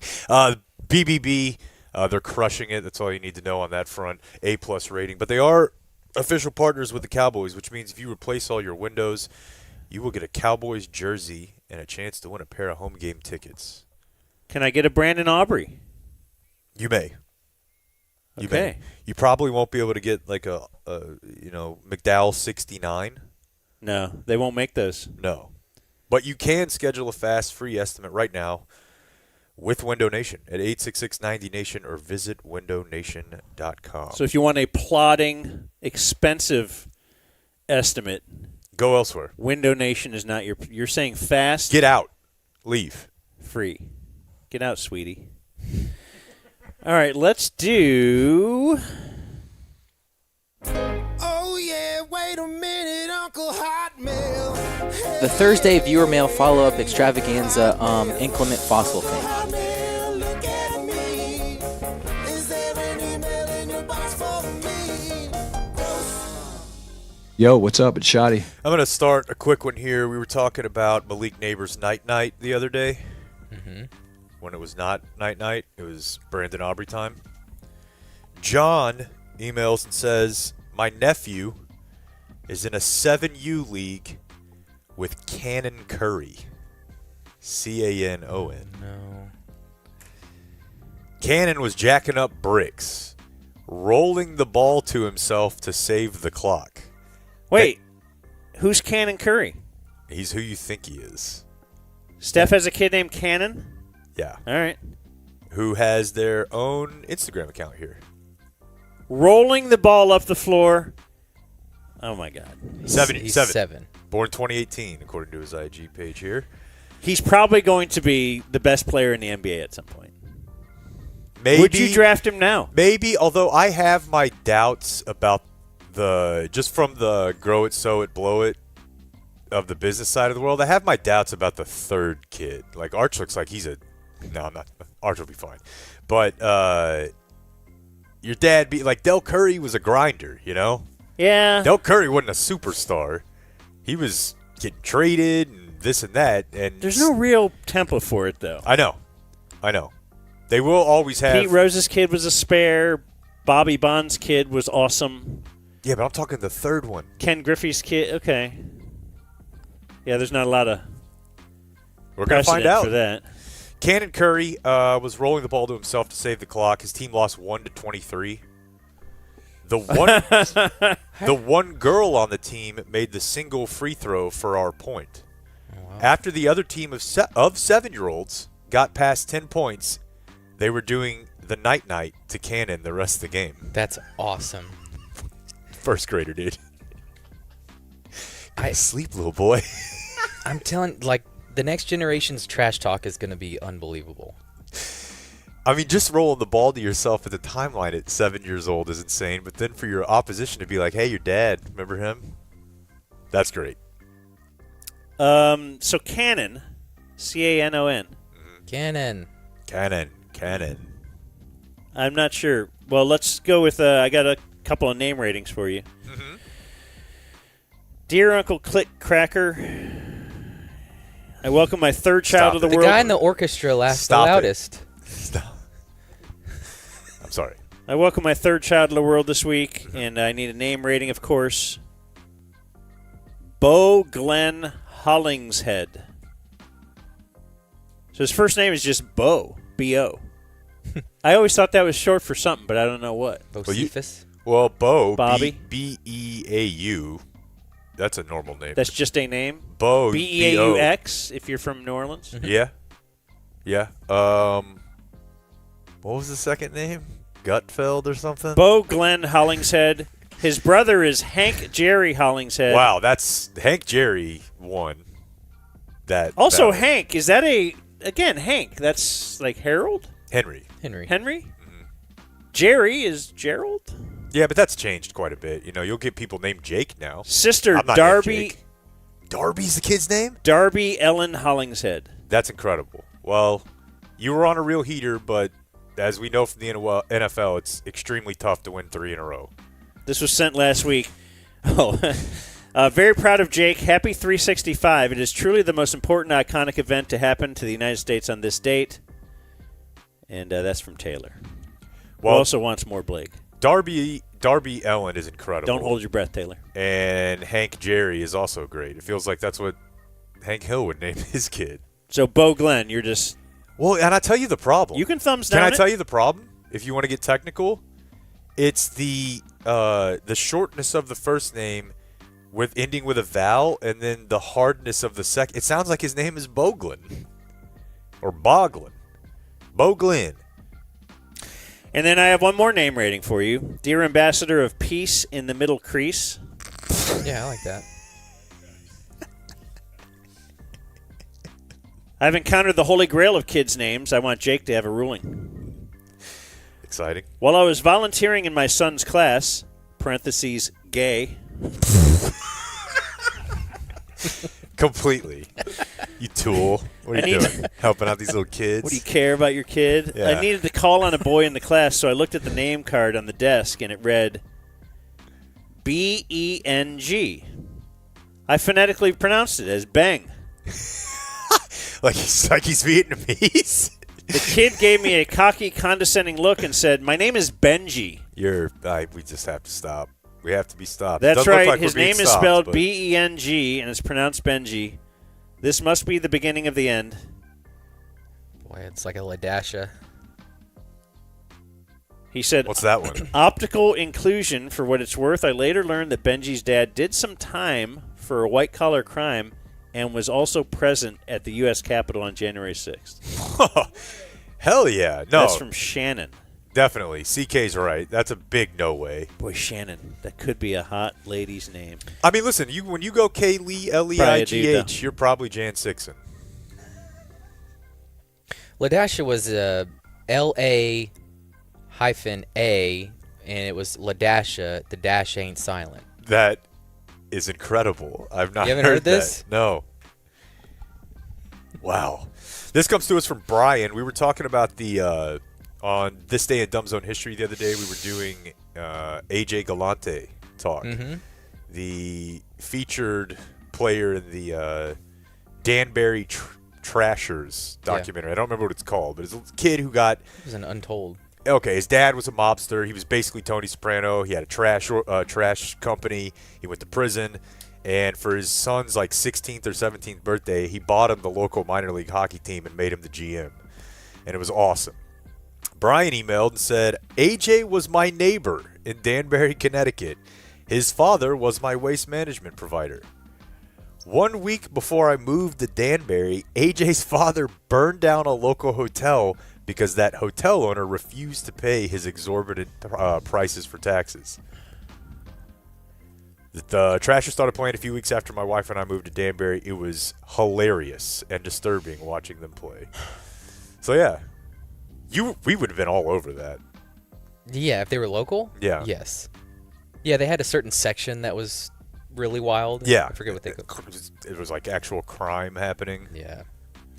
I've got a few here. I'm going to start with a sad one and then hopefully work our way up. I got a text from a friend of the show, Emily Bailey. You might not remember the name, but you definitely remember her moniker, which was Cowboys Crying Girl. I think that was after We've had her on, right? Yeah, we had her on. It was after the 49ers. Let's get her in here for a game. Okay. Maybe let him do the rest of the story real quick. I mean, I don't know, but I'm reading the room. I like crying girls. I'm attracted to crying girls. Well, I think it was after the 49ers playoff game at home that she just sat and bawled in her seat in the fourth quarter. And I think you really resonated with her. Yeah. Anyway, yeah, had her on because she turned into a meme. Huge Cowboys fan. Anyway, had her on. She sent me a text, a really long text. I can't read it all. But basically, she's been diagnosed with ovarian cancer, has to have a hysterectomy. She's 28, doesn't have kids, and it's a big thing. Anyway, there's a GoFundMe to help Emily because she's having to have a lot of surgeries, chemo, the whole 9 yards. She's going to have a lot to pay for. So, I don't know. We've done GoFundMe links, and if you feel like helping a nice Cowboys fan, Emily Bailey, is in need, the link will be in the show notes. It is North Texas Giving Day. Yes. So we'll do our part for sure, and also use the photo of her because you need to know this woman is hot, and you need to know because you were wondering. Yeah. So you think it's more important to donate to a cancer victim who's hot because we can save a hot girl? And I'm not going to argue with you, really. Well, yeah, I mean, like right now, if they could save, I don't know, James Tallarico, the guy who's going to run for Senate, or me, I'm not important. LeBron or Dan. That's why you save the kids first. Yeah. They have the whole life ahead of them. Hot, probably going to have a much more impactful life. Yeah. After she beats this. Yes. And joins us in the den to... Hopefully, yeah. Okay, I got a couple bits of audio that Get her this weekend. That were sent to me. I can ask her. She lives in Might as well Houston. This comes. We're to our just not saying it, are we? We're all thinking. Go ahead. This comes to our friend from Todd Emmerich. Yeah, he of Compass Media. Yes, which Ted's evil twin. Steve did call him Todd twice on the broadcast. Well, the website calls him Tom. Anyway, he thinks it's a pretty overt, just a weird sound by Gary Danielson. Henson is watching this live. I bet he hasn't called plays in 8 years, and he goes, no,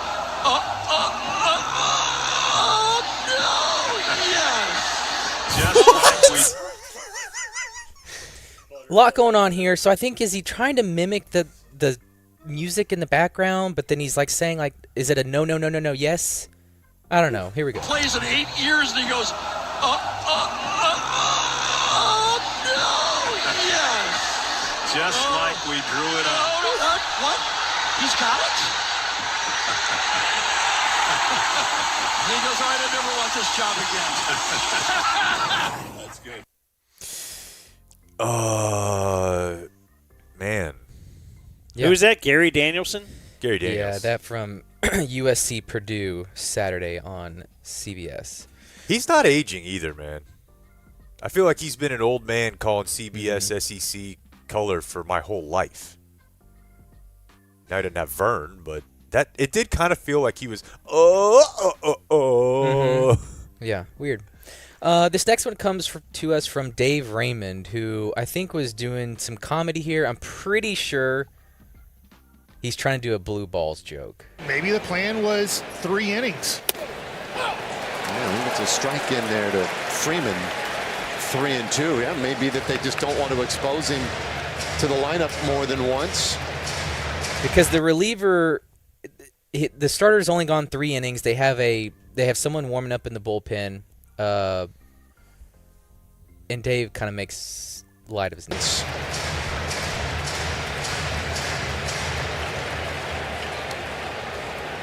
You knew Blue Ball was going to have a little trouble finishing. The 3-2. It then moves on. Yeah. But pretty sure that's on purpose, right? Right. The way you knew Blue Ball was going to have a little trouble finishing. I mean, that's a maestro right there. Yeah. Some people are playing power chords. And not that guy. Mike Bassick, totally in the dark on that one.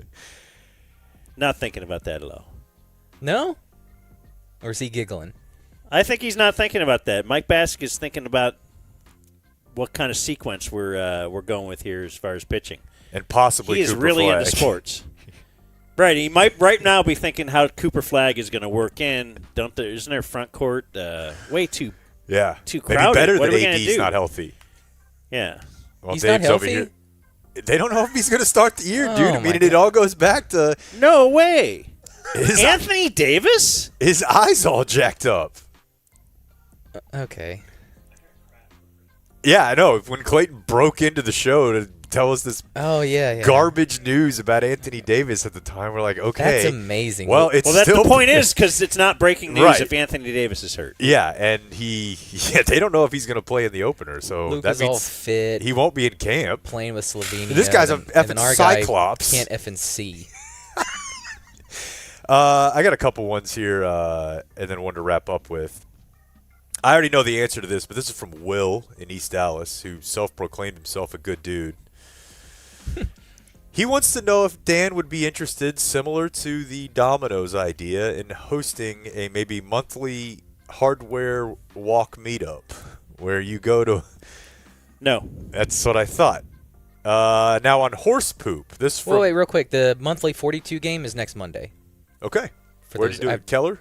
Yeah, we're going in Keller. I've emailed everyone that's reached out, but if you have not heard from me about next Monday, our 42 night will be on September 22nd. Guys gonna get some tea, some unsweetened tea. I don't understand this guy. I think it's this awesome. guy, Blake Jones, who all he does is exude, I gotta do this, and now he's upset. Stuff for the show. Stuff for the show. That, This is for the show. That's true. I think of it that way. It's customer relations. You get to a better place when you start telling yourself Yeah, but it's everything when we you do want for you the to do show. something, when we're saying, hey, do this for the show, it's like, and then I already do this, I go to this football game, now we have to do this, and then you bring these up on yourself, and I just want you to be at home with skin to skin with little Benny. I'm not doing that. Dude, that's what's maybe so tough you're, maybe help that poor wife of yours who's all... She's not working. Yeah. She just doesn't have to work till 2026. Yeah. She's got it made. Yeah, because her husband makes too much money. No, He's I'm just squeezing the juice from life right now. I'm tired of And I pulling respect imps. it. That's all I'm tired of doing. I want to play dominoes with my friends. Put the imps in the bag. And I'm move so on, effing Chief. sick of imps. You are an imp dealer. I asked for an 8 to imps. Put the imps in the bag. See, he just wants to do the parts of the job that he likes doing. So Joel, I'm the weird one. Joel, we have Joel, who is a Brit DF, probably our only one, given my comments. He weighs in on horse poop, which Dan was saying you just find in his neighborhood, right? Because people are like, why not? A dog, you got to pick it up. But somehow if you multiply it size-wise by 10, it's okay to leave there. This guy, who I know is actually from Britain because he wrote, my mom is a horse person. Mom, I hate that. Apparently, the reason they justify horses being able to leave their manure on the roads is that they are herbivores, and that makes the poop less offensive and more biodegradable and even beneficial to the environment. He says he doesn't agree, but, he said, I asked my parents if by this logic, vegetarian humans should then be allowed to shit in the streets. And my father said I was being ridiculous. Again, that's from Joel the Brit DF. Anybody else? Oh, yeah. Okay. I think I should read this one. Oh, then that's a definitely. You should. All right, mark that tape there, Blake. Is Charlie Kirk or something? I won't say who this is from. I'm attaching the Dumb Zone spot from last week to this email. The ad was personalized, and it's great that all the hosts participate in the read, but at the end, the hosts start to essentially make fun of the length of the disclaimer. Yeah. We understand it's I too didn't think long, this and is we've what been he was going doing, back right? and forth with the client I to try didn't and get either. it shortened. Can you please get with the show hosts on this? Yeah. We've encouraged many of our other shows to play the disclaimer as a recording within the episode so they can be slightly sped up because it needs to be said verbatim in every read. Please confirm receipt of this email. Yeah. That's tough, man. It's super long, you bro. know what spread through their office? Like, listen to what this guy did. Listen. He didn't even read the disclaimer. Look, he gave up halfway through. We can't have that. Half is generous. I told Dan last night we should read it and compress it to 0.3 seconds and just play it at the end and be like, slow it down. I heard it. Oh, man. That was great. Yeah, it probably won't be back. They won't be back. That's a tough one. That's all right, though. I've got one. Oh. Hey. Comes from Marv in promotions. Mm-hmm. He says he would like to see Jake and our good friend have a pizza off. Jared Sandler. Slice for slice during the show one day.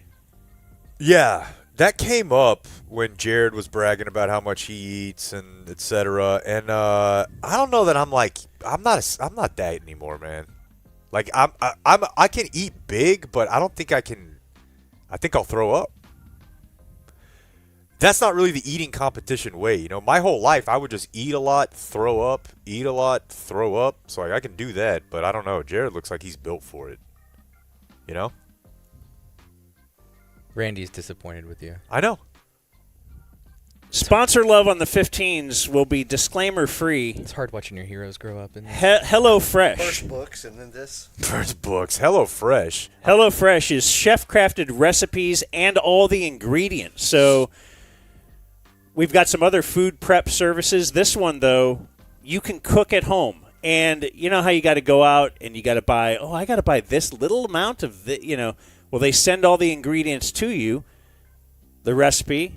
You like to do a little cooking? I do. It's easy. It usually leads to sex. Yeah. The best way to cook just got better. I think this one will be fine. Go to HelloFresh.com/dumbzone. Well, no, it's not a disclaimer. This isn't a disclaimer. This is a call to action. But verbatim important. Yeah. The best way to cook just got better. Go to HelloFresh.com/dumbzone 10FM now to get 10 free meals plus a free item for life. 1 per box with active subscription. Free meals applied as discount on first box. New subs only, varies by plan. That's HelloFresh.com/dumbzone 10FM. Get you 10 free meals and a free item for life. Steak, seafood, fresh vegetables. Disclaimer, HelloFresh is America's #1 choice for home cooking. That wasn't too long. It's good stuff. And the it's sex not a part, claimer. No. It's a disclaimer. It's really important. It's like making fun of it. Jay says, a quick addition to your bathroom ratings. You know how I like to rate the public bathrooms, amount of soap that you get in your hand? Is there actual towels, not just the air blower? Got to have some towels. He says, consider the bathroom door as well. The door should swing out from the bathroom, allowing you to back into the door to exit instead of grabbing a disgusting handle to open the door. What about the foot thing? It makes it even worse if the bathroom has the fan blower instead of paper towels when you have to grab the handle from Jay. The foot thing makes me think I'm about to tear my hamstring. I don't like it. It makes me think of COVID. Wasn't it around before COVID? I don't remember it. Huh. I feel like bars had it, but who knows? Yeah, that's I've never thought about that, the inside-outside swinging door. I did get a Charlie Kirk email, though. Well, hold on. I guess the logic is... Brought to you by... No, I'm just kidding. When you push the door, I think if you're going out, you can pop people on the outside. Mm-hmm. Yeah. That seems like a bigger problem to me. What about popping you on the inside? I got to pee so bad. I'm running to the bathroom. Slammed it right into a dude who's just walking out. But they typically open away from traffic. Like it's opening towards the wall. That's right. That's what I was trying to think in my head is like there's a way that it... Why are there no revolving doors in bathrooms? Boy, great question. Why no Thanks, man. bookshelf How about no doors? Why no garage doors? They would do no doors in high school when somebody was caught in there smoking or something. Oh, yeah. They would take the door off. Yeah. Yeah. Charlie Kirk email. I'm not going to berate you or otherwise yell at you for saying Kirk said a lot of racist things on Monday's show. But I'll tell you, at almost every example of his horrible comments I've seen mentioned since he died, I did the Dan McDowell thing. I listened to the whole clip, and as it turns out, the comment wasn't nearly as bad as the Facebook meme or whatever made it seem. I'm not asking you to investigate, just letting you know at least it's not letting you know that it's not like this man that it seems millions adored was some piece of S Nazi. At least that's my perspective. We all have different sensibilities. I wasn't even a fan, really. I'm an atheist, not conservative, but I used to have the idea that he was just an awful person. The deeper dive showed me that while I'll never be on his team, he wasn't as bad as I thought just from social media sound bites. That said, major sports moments of silence and flags at half-staff are ridiculous. And while I'm here, how can you not know about the taking the helmet off rule? What kind of Browns fan forgets the Dwayne Rudd game from Danny? So, hey, while I'm yelling at you about not yelling Those at you are the about best emails. Like, hey, also. So a win for Beyond the Clip. And I must admit, I have not done that with any Charlie Kirk stuff. I also don't really know anything about him. And you were the one who said that, by the way, right? I am the one who said not that. Me. No, and I really don't desire to look into it further, but you're right. Because stuff I go beyond the clip of, I'm like really interested in and I want to get into further. Like Dabo Sweeney saying that if you don't like winning, you can just get rid of me. I did that. I'll probably play it tomorrow. Micah beyond the clip, like, yes, we're proving the media. And, yeah, that's a good point. It's very possible the media is blowing it up out of proportion. If you have time, I'm really just not do into it, his. Get back to me. Okay. I mean, I have. Like, I've been listening to the guy for. And you feel like. That's exactly. Listen, okay. The difference is what you view. I'm just saying, this guy has a point on me. I like to go beyond the clip, and I'm now responding. Yeah. I didn't just find out who Charlie Kirk was a year ago, 2 years ago. I mean, he's been in the game. The difference is what people mean by the word racist. And Yeah. that's the problem with all this, is that you're having conversations where you're using a word and someone else is using a word and you don't mean the same thing. So there's a lot of people who don't think it's racist, and a lot of people who don't think it's racist to say, I think it's really bad that the number of white people in this country is decreasing and that the number of minorities is increasing. That's really bad. That was his thesis, the Great Replacement Theory. I look at that and I'm like, boy, that feels kind of racist. But people who support him aren't like, hey, I'm a racist. They support him and think, that doesn't sound racist to me. That's logical. You know what I mean? Like, he did say that stuff. It's just that they don't, racism is not any term. Can be used differently by different people. But yeah, that is a hilarious one, dude. Because I don't know, like it's his whole career. Like I don't. It's very. Again, funny. I am just learning kind of who he is. I've always known the name. He's but also I don't brilliant. I don't pay attention to that stuff. I know. I'm into important stuff like zone defense is not allowing you to blitz as much as you want to. The Emmy, you know what? I saw the Emmys opening skit, and I want you to watch it and see if you're as defeated as I am. It's actually very funny, and I'll go ahead and spoil it. Mm-hmm. Is this the Bargatze one? Yeah. Okay. I mean, I watched the monologue the other day, right after, and it was pretty funny, and you even pointed out that the whole thing was the donation bit. There wasn't a lot of I'm roasting people in the crowd, because that's not Nate's game. Mm-mm. That's why I was curious when he got picked. Yeah. He's very clean, very not just clean, but kind of a nice guy kind, too. yeah. And that's odd because usually those hosts are going to make fun of everybody in the audience, and he didn't do that at all. The clip was he was is it Philo Farnsworth, whatever Farnsworth invented the television, and all it was an exact replica, in fact, with the same actors. And maybe that's part of this. I don't know. That were when he did the George Washington skit. No. It's the exact same guys, but they're in a lab working on the TV. And he's saying, in the future, we will watch shows about people that go to work and don't remember. We will watch shows about, like, called Yellowstone. And, like, it was that whole thing. And then they'd be a question of, he's like, there's shows for everyone. There's BET. There's this and this. And then the Asian guy is like, is there an Asian network? And he's like, also, we were, you know what I mean? Yeah. The exact cadence, the exact beat. Everything was exactly imitated. And I was a little disappointed. Like, hey, you didn't make fresh content. You did the exact same bit you did on SNL. And it was with the SNL actors, too, the same guys that were in that skit. Mikey Day, Kenan Thompson. Okay, so at first Not I thought... Kenan, but the other guy, yeah. That's right. All the three of the other guys, same. At first I thought you were going to say they just did the George Washington bit as George Washington, and that would have been an abortion. Don't you wonder when you see something like that, like where that idea came from? Like, did he go to them and say, hey, I got this banger, what if we made it for TV? Or did they say... hey, at both times you've done SNL, you've done this thing. People really love it.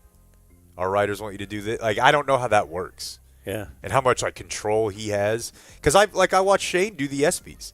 And the most annoying thing he did to me, and I think it was because he was nervous, is half the jokes he'd be like, I didn't write that one, I didn't like it. Yeah. So I don't know how it works. Right. And then if he pounds the table and says, I'm not going to do that. Right. And then it fails. Yeah, I don't know. Hey, Dan and Blake. Yes. Yes. I've heard it mentioned several times that business owners would like feedback when they are losing a customer. Okay. So that's the spirit I give you this. You guys are pros, and you know way more than me. I'm a third-generation Aggie. Well, don't let the door hit you, bro. Be gone. I've heard all the jokes, and many times I'm the one telling the jokes. Unfortunately, after listening to Jake for the past 15 years, I'm coming to the conclusion it's not a Jake. joke. Leave. His recent comments on IJB Why are we... make it clear that he carries a deep hate for the Aggies is something very personal for him. I'll continue to listen No, this but is I not. can't. This is since I was 7 years old. I can't continue supporting you guys with a subscription. I can't pay you guys money knowing Jake isn't joking from Sam. My response would be, what if you just paid 2/3?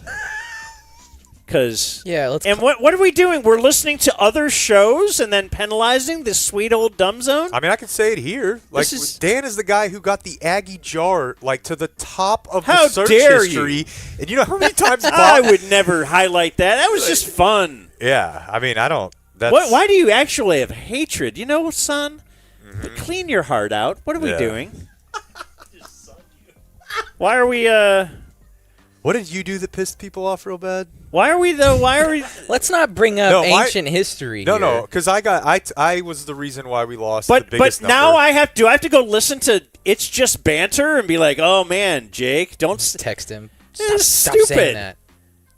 No, I mean What world do we live in here? I don't. I hope the only reason we're even doing this email I is want- to make I fun want of the guy. you to be I offended. get a lot of email of people saying, I'm going to cancel if Dan doesn't do this or you don't I stop want this. And this. I don't read it. No, I want this. I want somebody to be mad at me and then go cancel their It's Just Banter download. Just for dumb stuff I say. How come it's only a one-way street here? Nobody's canceling It's Just Banter because of dumb stuff I say. Or Blake. Yeah, I don't know, man. It's tough. And it's All those also imps like that It's Just Banter is getting. TC is the one who really, you know, he feels it deeply as well. Well, I mean, Sam More canceling affects Angelo. I know. Now, poor Angelo can't get chicken nuggets this month. You know your daughter's going to go to A&M. Something like that's going to happen. This is all going to come around. Nah, where you're going to have to go there. You're going to have to send if she could tons get of in money like on there. her own, Carter's or whatever, playing weak side linebacker for the Aggies. Dude. He's Yeah. got it in him. The genes Oh are my there. gosh, It's yes. just not – it's recessive with Jake, right? It's hanging back there. It's somewhere. We've struck a nerve. It's Yeah, he's it's mad. Aggie-like. No, I mean, I'm not mad Dude, about I've never the- seen him this mad. I haven't either. Dude, are you okay? Yeah. He's attending Midnight Yell. He's doing push-ups when they score. Throw me up Game in the day air. men's health has him. Yeah, He he's- comes in, he's like, I think it's perfectly normal they have a border collie. as a Yeah. It's mascot." fine. It's fine. I fuck it just like them. Take your hat off. No, okay. Like he'll make us take his hat off on his Right. backyard fake lawn. Don't walk over there. Come on, bro. Show some respect. No, I'm sorry, pal. Be gone.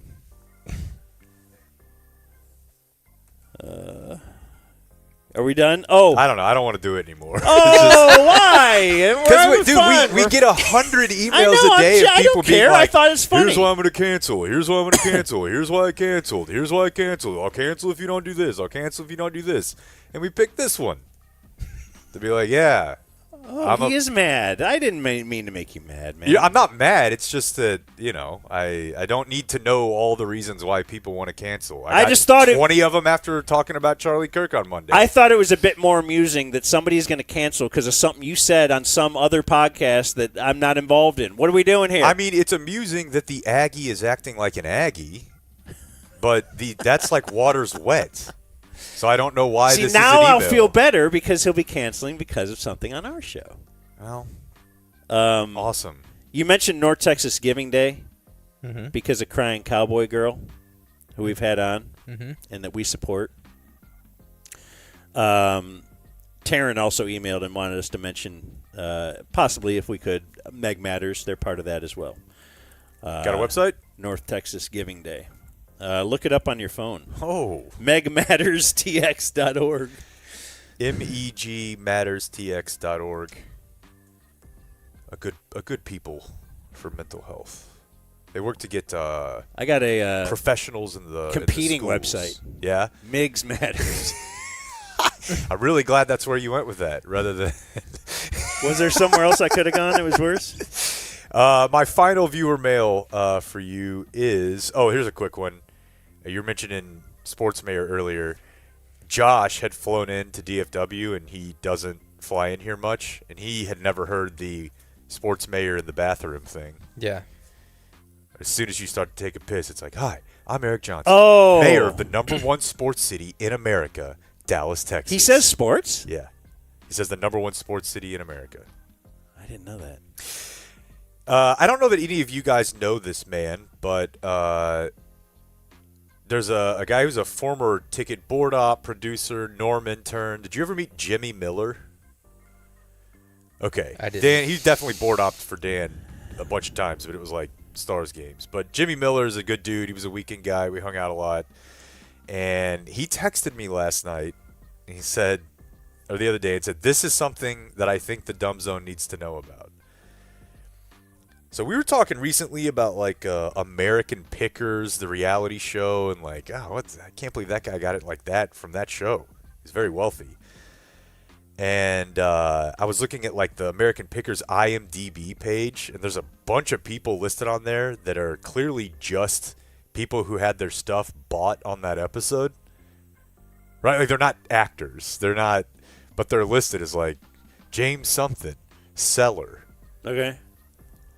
Well, that also applies to Catch a Predator. Because if you go to the To Catch a Predator IMDb page, there's like 50 people listed, and The it Predators? just says self-predator. Oh, my. And some of them, hey, we're in 4 episodes, 5 episodes, but it's a, Ann Curry, host. David Kay, self-predator, 4 episodes, 2005 and 2006. Like sometimes, it'll say like key grip or whatever. It actually on the To Catch a Predator IMDb page just lists out pedophile, self. So shout out to Ticket X Jimmy Miller for that one. And that's viewer I mail. hope no pedophiles unsubscribe for us blowing up their spot here. Well, I don't know, man. I have a quiz for you guys. Oh, no. The question is... How many titles have they won? What is the ultimate outdoor performance shirt for men? Poncho! It is poncho. You're correct. I'm gonna become Poncho. Harbaugh. I'm gonna become Harbaugh with this shirt. Like just get 5 or 10 of them? I have them to. hanging in your, yeah, I just in want your closet? the whole line. Handles the heat. Doesn't it have some kind of sun-blocking thing in it, too? I think it's like SPF 20. Damn, in the And shirt. I'm pitting right now. You can't see it. It's a relaxed fit, but it's not baggy. I got an email from Matt Dallas, who said, I know you like to hear about positive experiences with your sponsors. They actually sent us shirts in Cali, so I tried it when I got home. It fit great, looked great, was very comfortable. I decided to buy a few more. I now have 3 poncho shirts. I'm very pleased. Another great experience with one of your sponsors from Matt Dallas. These are grown man shirts, and I've been in this space for a long time, looking for things I don't have to iron, that don't show my sweat stains, that can fit on my weird body. Mm-hmm. Poncho has it nailed. PonchoOutdoors.com/dumbzone. You're going to have 2 O's in there. PonchoOutdoors.com/dumbzone will get you $10 off and free. Outdoors. Oh, yeah. That's right. If you don't, it's not Poncho doors. The copy they sent us doesn't say that. But it's wrong because I've gone. Yeah, you have to do the 2 O's. I have gone and purchased PonchoOutdoors.com/dumbzone. Get you 10 off and free shipping. They got a bunch of cool college shirts. No disclaimer. I'm only about 12 years away from buying the A&M poncho that I saw advertised to me this weekend. The poncho collared shirts make a great shirt underneath the blazer. Wow, okay. Makes you Blake look went legit. long sleeves. Mm-hmm. All right. Want to do news? Are we up to that? Sure. All right. Here's Jake with the Dumb Zone News. Let's see here. Where would we like to start? We need to get back. I need some kind of a quick phrase like traffic on the 8s thing for sponsor love on the 15s. I like the idea. Commerce on the quarters. Commerce on the quarters? I like that. I mean, that's just off the dome. Randy's dude, nodding. So I can think about it a little more. I've kind of been judging my performance today by Randy nodding. Yeah, so no. Good. I think you're doing great. Okay, this Based first story is Let's insane. build the whole show out of Randy. This first story is so wild. I've told you guys before that when my dad worked at UPS for 40 years, nearly 40 years, there was like a lot. You think of UPS or FedEx, you see the truck. But there's like a massive hub warehouse, distribution center, and there's a lot of people working there, and they're all very hot, not like physically attractive. It's just like it's 100 degrees in there. It's manual labor. It's a tense place, and there's a lot of like fights. And Like there's a lot loading the trucks? Yeah, and getting stuff off of like the sort. There's back in the day, pre-OSHA, a lot of injuries, and it's also a lot of high-value merchandise. And it's also, in my experience, it's someone loading the truck and then the driver having to get the stuff off. Oh, yeah. So if he doesn't like how it's Definitely. loaded, there's some tension there. Yeah, and it's a tense place to work is what I'm trying to say, which is important to note because a FedEx employee in Dallas on Monday morning attacked a coworker in the parking lot with a hammer and then shot him multiple times. So first a little foreplay. So there's so much about this story that I love. First of all, it happened on Monday morning when they got to work. So this guy, he left Friday afternoon, and it's like, you're probably going to cool off. He checked Sunday night and was like, nope, I still hate that guy. I'm going in tomorrow morning to take care of this. So he got there a little bit early, waited for the other guy to pull in, and then blocked his car. Okay, this wasn't a heat of the moment thing. Like I said, they just got to work Monday morning, so something – I don't know if they saw each other on the weekend. My guess is this has been building, and actually we know that it's been building because I think it was Fox that talked to another employee, and she was like, I've been reporting these guys arguing like weekly for a long time. We knew these guys had beef. So, it's happened right when they arrived at their shift at 10:30. And then Peyton Yeager was the one that Fox had reporting this story last night, and she read a text message from the assailant to his boss. Got to check in with your super, like, hey, I'm not going to be there tomorrow. So he checked in with his super and wrote a text. I'm not sorry for what I did, but I'm sorry you've been put in this position. Yeah, he's a good employee, Like where you have to fire me? Yeah, or this people are asking you questions. I know you're not about that. I also want to be clear, that guy was a bitch, and I'm not sorry at all for what I did. I'm just sorry that my boss is in this situation. So he's already he's bonded out. Peyton Fox 4 went to his apartment and got a no, we'll talk to you type. I love that, dude. The gotcha. Yeah, because he's at an apartment, too, and he's walking up to the second floor, and she's down there, holding the mic up an extra 1 foot. That's – it's just a great shot. But, yeah, man. Beat him up with a hammer, bashed in his window. Yeah, I guess if you're ever fast walking away from Peyton Yeager or whatever reporter in a microphone, you're in a bad spot. Very bad. Hollinsworth had accused – Hollinsworth is the assailant. He had accused his coworker of giving him dirty looks in the past, but his boss says he didn't know that it had escalated beyond that. Oh, another thing I found out, this is sort of related to Charlie Kirk. Actually, we'll get to that here because my only Charlie Kirk thing here is WFAA had to issue a statement last night during their newscast saying, hey, after this is over, Kimmel will not be coming on. And I'm going to play that for you because it was kind of awkward. Wait, what's that? Okay, this is We'll WFAA. get into Kimmel, yeah. So this is WFAA, who right after their news usually has Kimmel. We also have an important programming note to share. Jimmy Kimmel Live will not air tonight, and it's unclear if he'll return.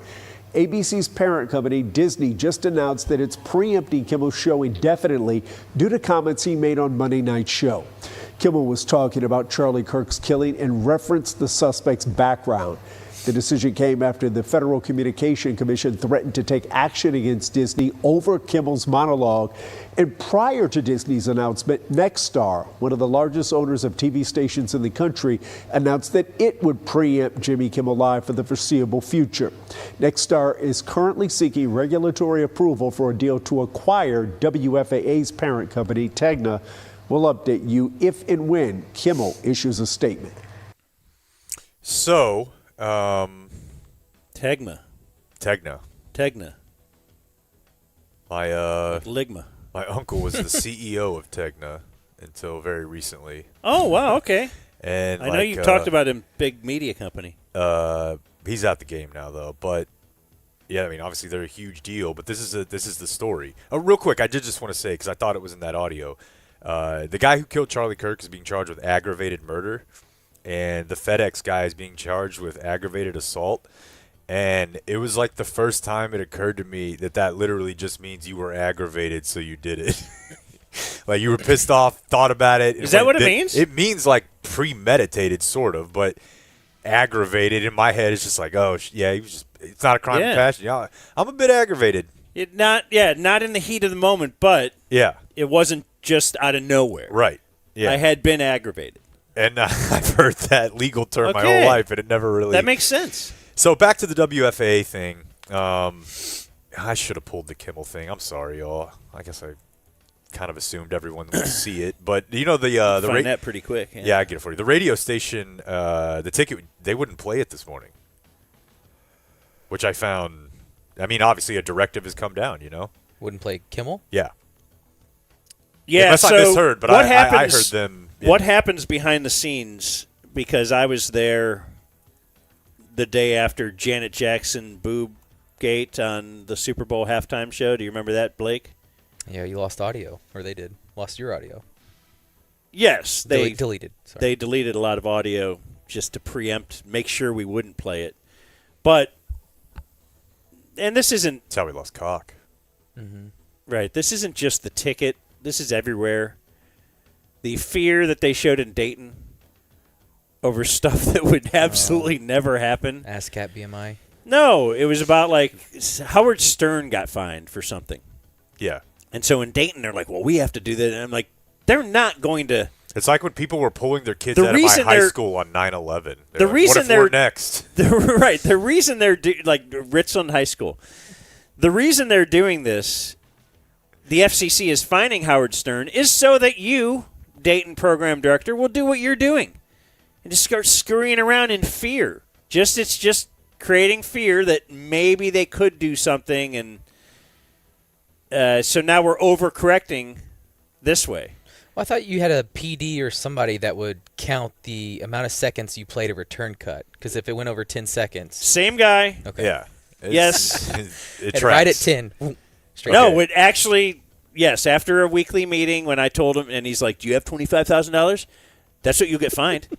I'm like, I don't. I recently had my car repoed. We were all. I've been paying my taxes on a credit card. Wouldn't let me talk about it. Yeah, you know that I don't have that kind of money, so okay. And yes, then he actually came into the studio and sat there with a stopwatch, like a literal physical stopwatch. Yeah, not like looking at his watch. I'm sorry. That's the thing, and I certainly had my share of things with Kat and all that kind of stuff, but there's lots of people out there that you would not want to work for. Maybe it's the job. Higher, list. Anyway, yes. And then once we would just play a return cut, and it hit 10 seconds, and yes, the song is coming back. 6, 7, 8. All right, we're back here on WHIO. And we did that for like a whole show, and people are emailing, what are you doing? Of course you did. But we never said anything about it. And then him the next day is like, or that day, you know what I meant. You put a fade on it, make it sound good. I thought you said 10 seconds. I thought you said. You said 10 seconds, and we're doing 10. I don't want have the $25,000. Here's the monologue. I think. I'm a bad person. Lows over the weekend with the MAGA gang desperately trying to characterize this kid who murdered Charlie Kirk as anything other than one of them, and doing everything they can to score political points from it. In between the finger pointing, there was grieving. On Friday, the White House flew the flags at half-staff, which got some criticism. But on a human level, you can see how hard the president is taking this. My condolences on the loss of your friend Charlie Kirk. May I ask, sir, personally, how are you holding up over the last day and a half, sir? I think very good. And by the way, right there, you see all the trucks? They've just started construction of the new ballroom for the White House, which is something they've been trying to get, as you know, for about 150 years. And it's going to be a beauty. Yes. Okay. He's at the fourth stage of grief, construction. Okay. Demolition, construction. This is not how an adult... Okay, so he stuck the landing there. At least I laughed. But it seems... So the thing is, at the beginning, he said the MAGA folks trying to do anything but claim this shooter as one of their own, this murderer as one of their own. And that's the part that it seems like the FCC is taking issue with. And so... a couple things. I don't think Jimmy Kimmel's been funny for like 15 years. I don't know if he had to start like doing Comet Ping Pong, Adrenochrome with the Clintons, but he is so gay. It's all of them. It's Colbert, it's Fallon, it's Kimmel, and it truly is to me Trump derangement syndrome. Like, I listen to guys be funny about Donald Trump. They're not them. Like, that fourth stage of grief construction's a decent punchline, but they just sound whiny every night that they're up there. So that's like my opinion of the matter. I haven't thought Jimmy Kimmel's been funny. I think Colbert talking about Trump, it's disgusting. Like, there's no redeeming value to it. And by disgusting, I mean from a comedic standpoint. It's just a mail-in to be like, isn't this so bad? He's terrible. I think it sucks.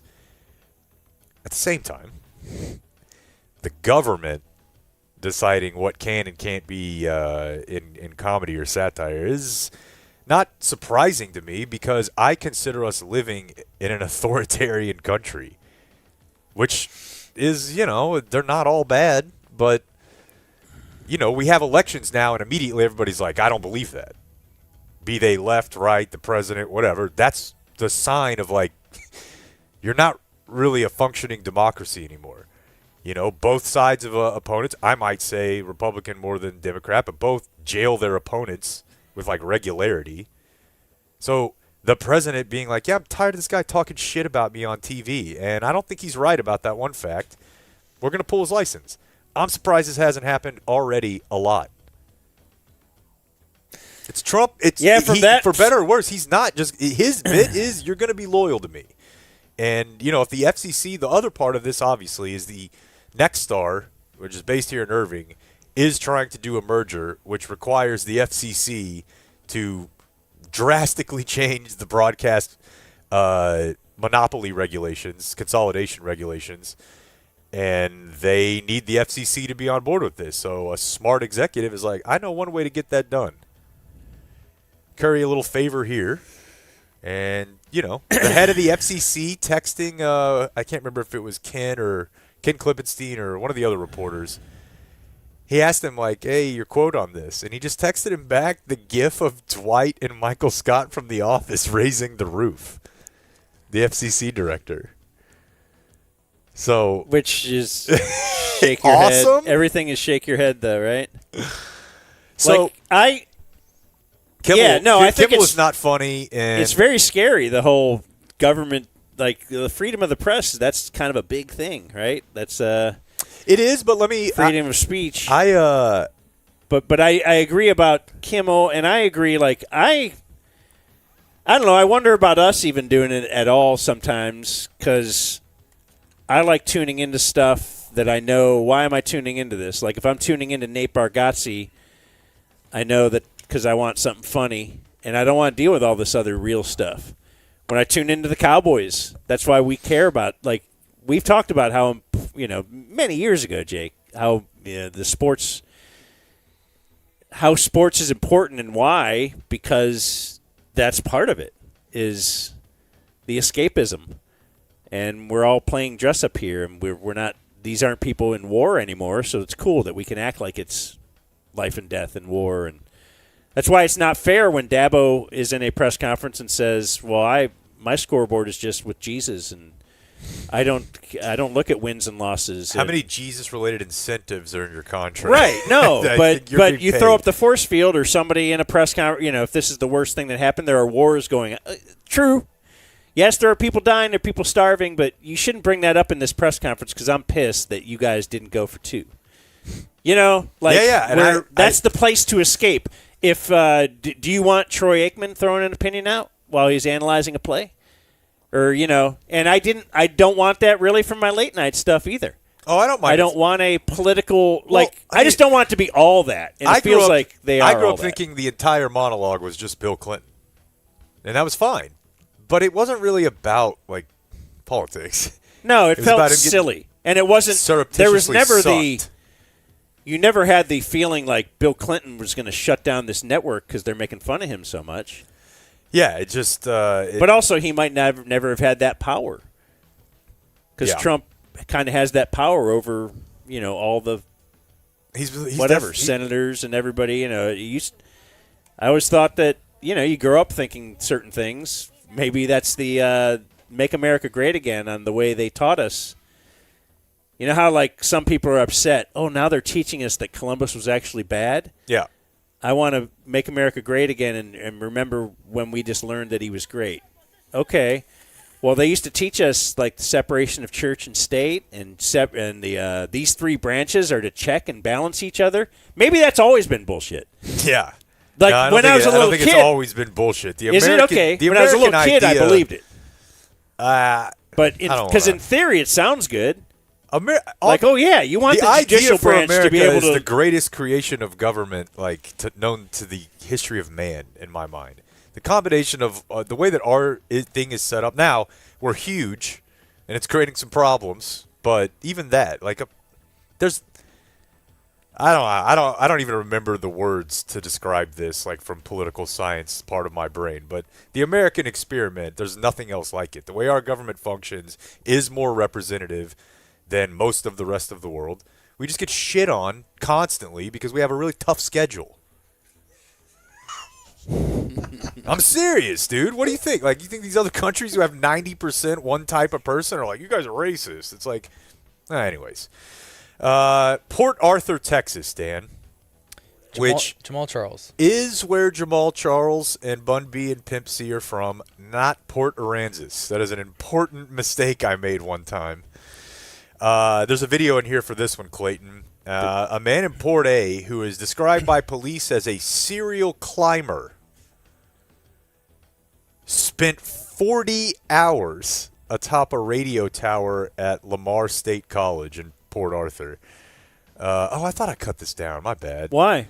He is a pole sitting climber, and he's unwell mentally. He's an older man, and this video here is just the fire department, at the top of this tower just talking to him. Dude, come on.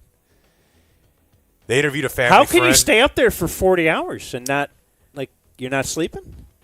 Or maybe you're sleeping. Are you on your phone? Do you have a portable charger? My guess, based on the gentleman, when he got to the bottom and he got on a bike and rode off, I don't know that his circadian rhythms are I got to be to bed at 9.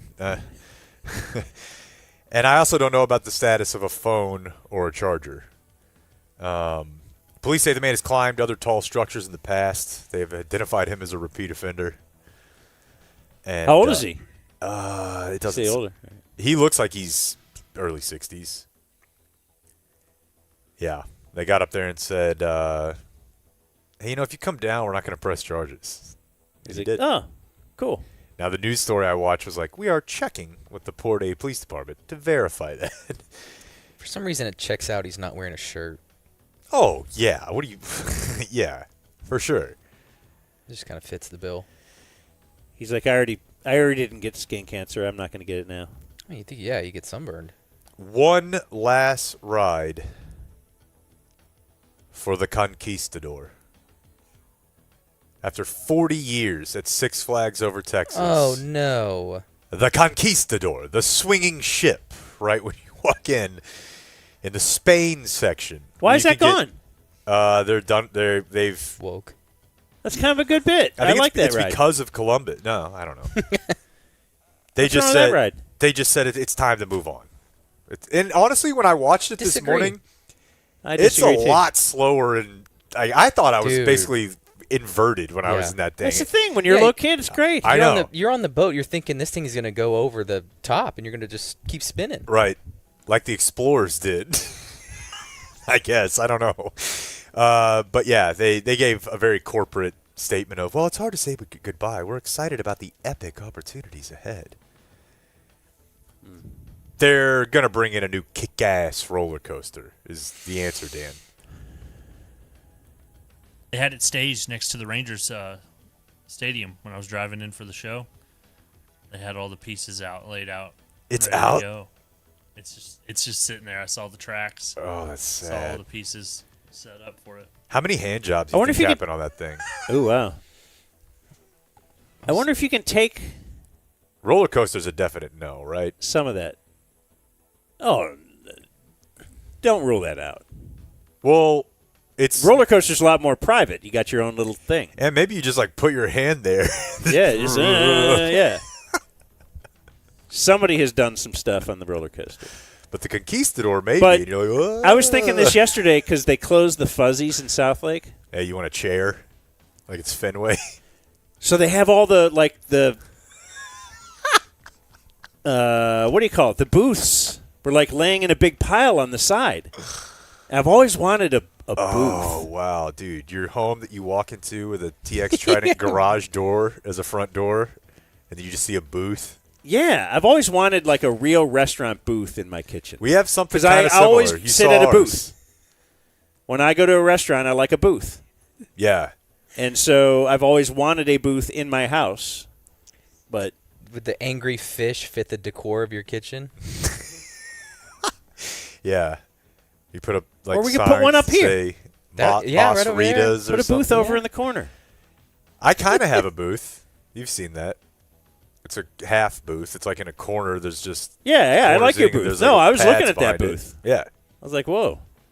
Why does this guy get What a is booth? this booth? A firefighter everybody in has a North booth but me? Texas, a firefighter and paramedic has been placed on leave. Now, this is not because of comments about the Yeah, news. Facebook post. It is about a social media post. Damn. But it's a social media post that showed this That's firefighter. why we're in a job deficit these days. Everybody just keeps getting fired? Yeah, just back in the old days, everybody had a job because no one could hear what they thought. No, the social media, the video that showed up on social media was this firefighter abusing his dog. Now, thus far, I've only told What you jersey this was he is a wearing? firefighter from North Texas. Drill down a little bit. It's a firefighter from Azle, Texas, where I honestly assumed that beating a dog was a prerequisite. Like, I grew up a lot out there. Yeah, it's a bad. I mean, it's I bad. just saw an Azle subscription canceled. Yeah. It just came in. I hate you. I don't care. Well, you're having fun. You're gonna care when your kids are living back here and everybody's all broke, and you're like, "Oh, why did you do the Aggie thing?" Another video surfaced also from this Ring doorbell cam or Ring interior camera, which is the curious part of him abusing a child. And the dog one is. It ain't like he just hits the dog. No, yeah, this is gruesome. Yeah, that's why I didn't put it into play. No matter where, this is bad. No, I think he was saying it's Azle, meaning it's Azle. There's not a firefighter from Azle is not like you cut it out, pup. He drags him around. He's got like a big ass dog. Yeah, I don't like that. And this video was played at their city council meeting Tuesday night. Like, I don't think he knew. I don't know the details. I don't know where they got this, but they brought like he thinks he's there for an award. Yeah, big promotion. He invites his wife and everything. Yeah, like Sam Hurd almost, right? Bring the dog. Sam Hurd getting invited to charity stuff in Mexico. Like, hey, come on down, man. Yeah. Time and time again. Oh, you know what? Did the alligator picture show up in there, Clayton? Yeah, I got it. Okay. You son of a... I will kill you. What do you do to your muted. computers? It's muted. I don't it's muted. understand. It's muted. The computer's muted. We all have computers that work. Do you know where Cleveland, Texas is? Heard of it. It's about an hour out of Houston, north. So you're talking, east, south Texas. Did we just run out of town names? I think we're not very creative here in the United States because I just heard this the other day. When the Pilgrims got here, they landed on Plymouth Rock. Plymouth Rock landed on me. They came from Plymouth, England. Oh, geez. Like, they're like, let's name the first thing we see. You have all this time. Right. I've been thinking, don't have phones. Yeah, what were you doing on the boat? Nobody got out a pen and paper? Was it brainstorm this shit? Weeks. What can we name? I hate all those names back there. I'm going to name. If I could do this, I'm going to do it. No, they just named every.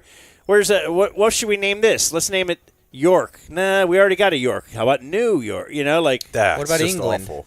No. New England. They just all they did is name everything after shit in England. Jersey. And same thing here in Texas. We got Paris, Texas. Italy. Yeah. We got Cleveland, Texas. Yeah, we just say it different. Yeah. Rome. That is a fun one. Just say it different. Add an H.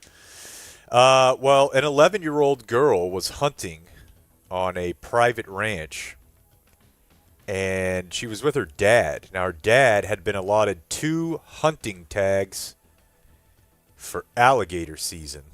So he took There are alligators in Texas? Oh, that's what I'm saying. When you get down near Houston, yeah. So it's a 15-year-old and this little girl, and she got herself an 8.5-foot, 300-pound alligator this week. They baited their lines with raw chicken, which is what, if you go down, like I've been crabbing, like in the bayou, and the problem with the crabbing is the effing alligators will eat your chicken necks and your chicken gizzards, and they're everywhere, dude. Like, everywhere. To the point where my Kristen's half-sisters, they're like 13, 14 at the time. Alligator from me to you. On land. They're not worried. It's really weird. But yeah, shot it with a rifle. Blasted that hoe. So not exactly like the crocodile hunter who would just kind of go at him with his hands. How'd right? that work out for him? Not well. Not well. No, she's got the right idea. I'm just glad it wasn't Chris Leak. That is so your news. You could have done. I mean, I guess that tracks for your generation. He's a big deal. He was a big deal. But he's no Chris Doring or The Danny Dumb Werfel. Zone News. Like and Rydell Anthony play there? That was a good news. I don't know. Chris Leak was an underrated player. Now I'm back on Blake's side. Viewer mail birthdays will be brought to us by Frankel & Frankel, personal injury attorneys. Any idea of the phone number to the Frankel's Randy, who is sitting in today? It's 214 or 817, and just pound 3 until one of the partners answers, because they don't do spares. Boop. That's right. Boop. They are personal injury attorneys. So if you need that, if you get in an accident, if you're fighting the insurance company, call Frankel & Frankel. They're the best. They're the best. You'll call Gene Burkett, and he'll be like, I haven't heard that name in a long time. But yeah, they'll come out of retirement. They'll make you feel like they're coming out of retirement, exactly. Yeah. 214-817-333-3333. It's going to be a mess if you get yourself involved in an accident. Let them make it as smooth and easy as possible. One viewer mail birthday for you today. Dear Uncle Daniel, I want to send a birthday shout-out to my friend Matt. It is his Dirk birthday. Blake is his leader. Can we get some Blake drops? Please, sir. We haven't had any Blake drops in a long time. We are more important than a Jackie Robinson statue. Lifeguard training? Pearl Harbor. Bankrolling over here, bro. You do. If the Stars made the playoffs after every game. Got the flying worm today. A strange bird is the pelican. His bill holds more than his belly can. He can take in his beak enough food for a week. I'm damned if I know how the hell it can. Now that you all have video, can you revisit the Cleveland Balloon Fest, Children with Bloody Fingers, Little Person Reporter, Lost Fisherman That Can't Be Found Due to Balloon Pollution, So Cleveland, from Brandon. Dude, the first time I saw that, I was completely convinced I was being fooled by some, Ithaca film class that put, a filter, just some really well-done liberal arts film school. And no, sure as shit, Cleveland released 10 million balloons over their city with no forethought of what would happen after the fact. We might have to revisit that. We did that on the ticket many years ago. Oh, yeah. I'm down. We've done it here. Have we? Mm-hmm. Yeah. I matched it with the video. Yeah, but if I don't remember it, we didn't do it. Well, I'm not saying that. Trident Garage Doors presents On this day, Everyone in is so history. excited. There are balloons everywhere. Nothing could go wrong. Cleveland is truly the ascendant city of the United States. Oh, the humanity. So today in history is Thursday, September 18th, 1830. A race was held between a horse and a train. A horse and an iron horse. The Tom Thumb was the first locomotive built in the United States. Was pitted up against a real horse. Because, there's a lot of people that are like, I am never getting on that thing. And then they're like, no, it'll be faster. It's going to be a lot better. So they had a 9-mile course between Riley's Tavern and Baltimore. Tom Thumb was the name of the train. Suffered mechanical difficulties, including a leaky boiler, and lost by a considerable margin. So, yep, done and dusted. Score Never 1 again. for the horse. It's so funny it started at a bar, because the boys are just... No way. I don't know. I think it's faster. On this day in 1865, John B. Stetson designed the first real cowboy hat. 1865. I would have thought before. Yeah. The Texas Rangers wore it for its versatility and durability. I could never pull that off. My stepdad wears a cowboy hat, like a MFer. He looked great in it. Some people can do it, man. Yeah, I just have that hat with the thing that hangs down in the back. Like, I think you should leave. That's the one I was wearing around the neighborhood until some emailer pointed out that his son thought I looked gay, and I was like, that's literally the last time I ever wore that, is when you read that email. That sucks. You're going to get skin cancer. Right. Because some 12-year-old slot receiver with bleached hair is making fun of you. Well, maybe he'll discover the cure for cancer. Mm-hmm. On this day in 2021. Give it to Cowboy Crying Girl. 2021. A billionaire and 3 other amateur space tourists safely ended a 3-day trip to space aboard a SpaceX capsule, become the first crew to orbit the Earth without a professional astronaut. Which reminds me of Season 3, Episode 1 of The Morning Show, starring Jennifer Aniston and Reese Witherspoon. Remember when they went up in the... Jennifer Aniston went up? It was kind of an aphrodisiac, as she would end up hooking up with John Hamm. We all saw it coming. Do you think it's weird Elon hadn't been to space? Feel a little Jim Jones not taking his own? He's never been there? No. I did not know that. I would have expected him to have been there. I saw that Episode 1 of The Morning Show had started Season 4 in my house last night. That's right. It's out, Blake. Oh, really? Yeah. This week. And not only that, that's an interesting thing. And it dropped last night. She starts the day. She's been waiting. Yeah, Awesome. And the Apple TV, recently played thing. Yeah. Bro, there are 7-8 shows on there that it's like, play next, such show. Season 3, Episode 12. My wife has, an entire life I don't know about. Dude, same. I'm like, what the? Is he? Who's in I that don't show? belive the amount and it's of... 7 seasons. She's like, oh, yeah, I'm she'll halfway watch a through. series and be like, I think you'd like this. Then she'll watch it again with me. I'm like, wow. Yeah, she's offered that a few times. Like, if you want to get into Morning Show with Dan and Blake, I'll do it again. I'm like, that sounds worse. Right. And on this day, September 18th, in Dumb Zone history. It's just because they don't have to watch bad football. Like, they don't have to watch Falcons Saints and be like, this is good. We've only done one show on this day. It was back in 2020. Right, they can watch 3 or 4 shows in the time you're watching that 14-3 game. Yeah. This was a tough Picks with Friends year in 2020 because we had games getting canceled late in the week. Man. Hey, your triple canceled. Send me another pick. And this was a bad week for that. But then the other thing is, I think Dan had just discovered Donald Ray Pollock, the author. Was it that late in the game, or were you just stoked on one of his new books? Well, I remember he was on the run sheet, and I bring him up because... Is he the guy from Southern Ohio? Yeah. Okay. It's because booking him was hilarious. Because you knew, his niece or something, and she gave you his home phone number. He didn't have a cell phone. Right. And so when we called him for the interview, had to call his home phone. Yeah.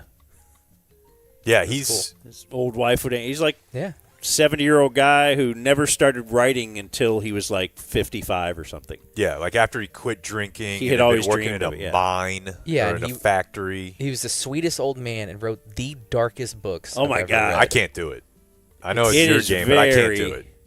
That was one thing you and Kat had in common was like super dark literature. I'm like, oh, buddy. Cat was one of the best book recommenders I have ever known. Dude, he recommended his wife is a librarian. Atomic too. Habits to me, which some people laugh at that, but I thought it was. I still read it. You know. Is that it, Blake? Mm-hmm. Other birthdays today, we have Lance Armstrong is 54.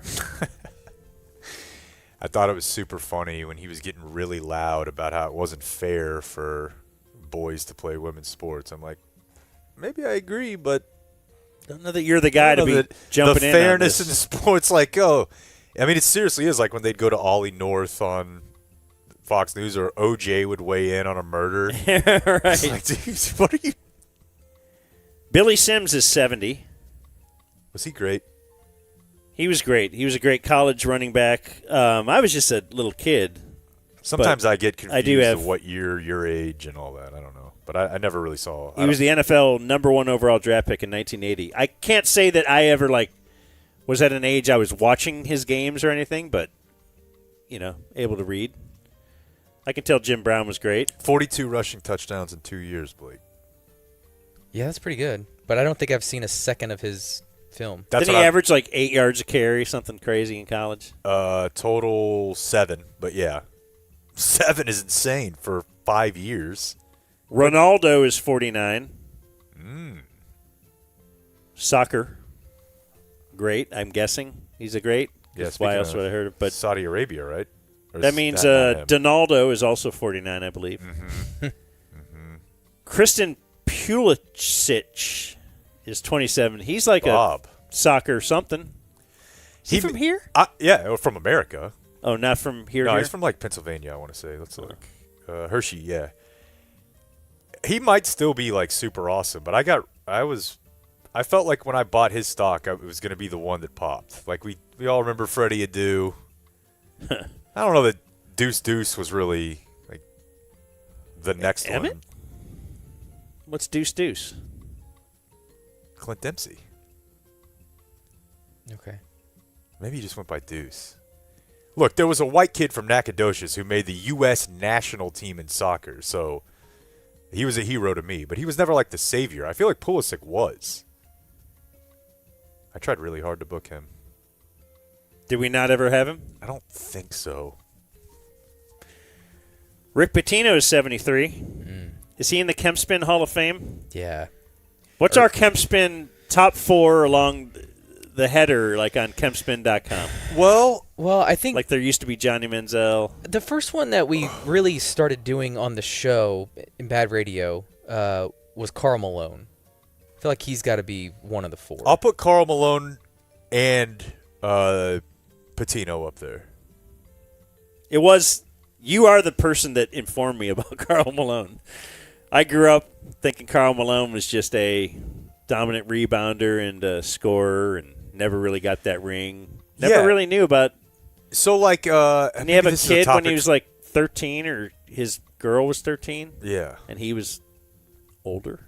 Yeah. And then her family, you're like, oh, God, mistake. You can make this right, though. Her family sued him. Because he wouldn't give money? And I don't remember how it worked out, but he's like, I'm not giving you shit ever. And I'm pretty sure that's how it left. That kid made it to the NFL and at one point was a camp body for the Dallas Cowboys. No bullshit. Really? Serge Ibaka, 36. Massive dong. Serge Ibaka. Yeah. Indeed. Tommy Tuberville, 70. Somehow in the government. Yeah. Walked out of a steakhouse and quit his job. Been on recruiting. I think that diminishes. I think politicians, we should diminish that whole thing. The fact that you could just be a coach for years and then all of a sudden be like, you know what, I'm going to go run for office, and then you get elected. Doesn't that show you that that's an easy job or a job that kind of sucks? Like, shouldn't Yes, you have but that's to? not really what it is. Commentary on to me, it's just nakedly showing that the only thing that matters is if you're popular. Yeah. Right. Like, and so college, who's going to be more popular In a certain area than a college coach. Yeah. I mean, Barry could have been the governor of Oklahoma anytime he wanted. Hell, Troy could be the governor of Texas right now. I hate to say I'd vote for him. Oh, why would you hate to say that? Like, I don't care what party he's with or whatever. Yeah, you're right. Troy Aikman? Hell yeah, I want Troy Aikman up there speaking for me. Dude. Holly Robinson Pete is 61. Friend of Bad Radio. She's a really attractive older woman. Don Geronimo is 67. He was on a radio show called Don and Mike. Ah. You also had him on a Kemp spin, I believe, because after the Don and Mike show, he was doing something in Washington. Was it like at Redskins training camp? Or? Yeah, let's see here. But you have Don Geronimo Kemp spin in your past. Blake, singer Frankie Avalon is 85. What did he do? Grease. Really? Yeah, even I knew that. I thought that was Frankie Valli. Maybe it was. Hey, look. Don Geronimo. What did Frankie Avalon do? Not Grease? To me, that's the same person. I don't know. Yeah, maybe. I have no idea. Geronimo. Did I get that wrong? Looks like it. He's not in Grease? And I was like, even I knew that. Yeah, I know. I was pretty confident. I think I just learned, what are the two names we're talking here? Frankie Avalon? And Frankie Valli. And who's Mickey? Isn't there a Mickey Avalon or something? Mickey Spillane. Oh, it's the My Dick guy? Okay. Don Geronimo once had a speaking role on King of Queens. Speaking role, huh? Yeah. You probably know who he is then. Yeah. The problem, though, if you search IMDb, this is future Dan. Dan's idea for the future that the internet can do. The internet can do anything. You can make computers do anything, dude, except Jake's computer. No lie. You should be able to click on IMDb, and under King of Queens, when it lists his name, you click on that, it'll show you a picture of him in that era, or even on that show, so that you can see what he looked like on the show. You'll click on that, and it's going to show you a picture of 80-year-old Don Geronimo. You're like, I don't recognize him. Of course you don't. Because that's, you saw him 30 years ago on that show. So someday the internet will realize that I'm right on this. So when I click on, whatever, a famous old actress, I'm not just looking at some old bag. I want to see when she was hot. What do you think I'm doing on the internet? It looks to me like I'm looking for that hot was rhetorical because we know. Yeah.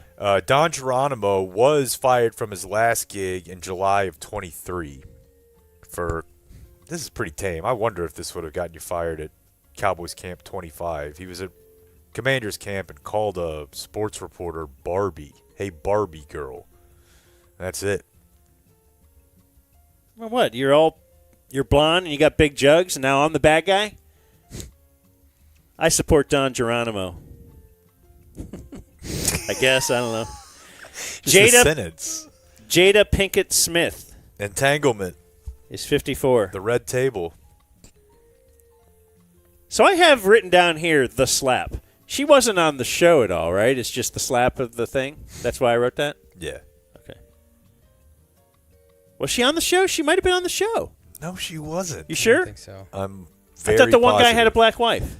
But it was the lady from Game of Thrones, I think, and the Robot Show on HBO. She's a Brit, I think. James Marsden is 52. I like him. He's Who from is he? X-Men and 30 Rock. That's what I know him from. Jason Sudeikis is 50.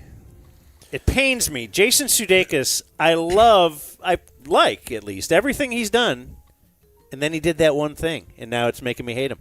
I know. You wish you could be a goldfish and just forget that Ted Lasso existed. Just gotta believe. My favorite work of his is the extremely unhinged divorce he had with Olivia Wilde, where it was pretty clear she was having sex with Harry Styles, and he was like also probably battling alcoholism and sending her insane text messages. Jason Sudeikis was? He lost it, dude. Wow. I'll bet you. It's very funny if you read the text messages to imagine Ted Lasso. Like, that's a tough thing about taking a super nice guy role like that. Going full nice guy. Right. He went full nice guy. Is there any doubt that Shadi loves that show? No, it's shocking that he hasn't mentioned it yet. Boy.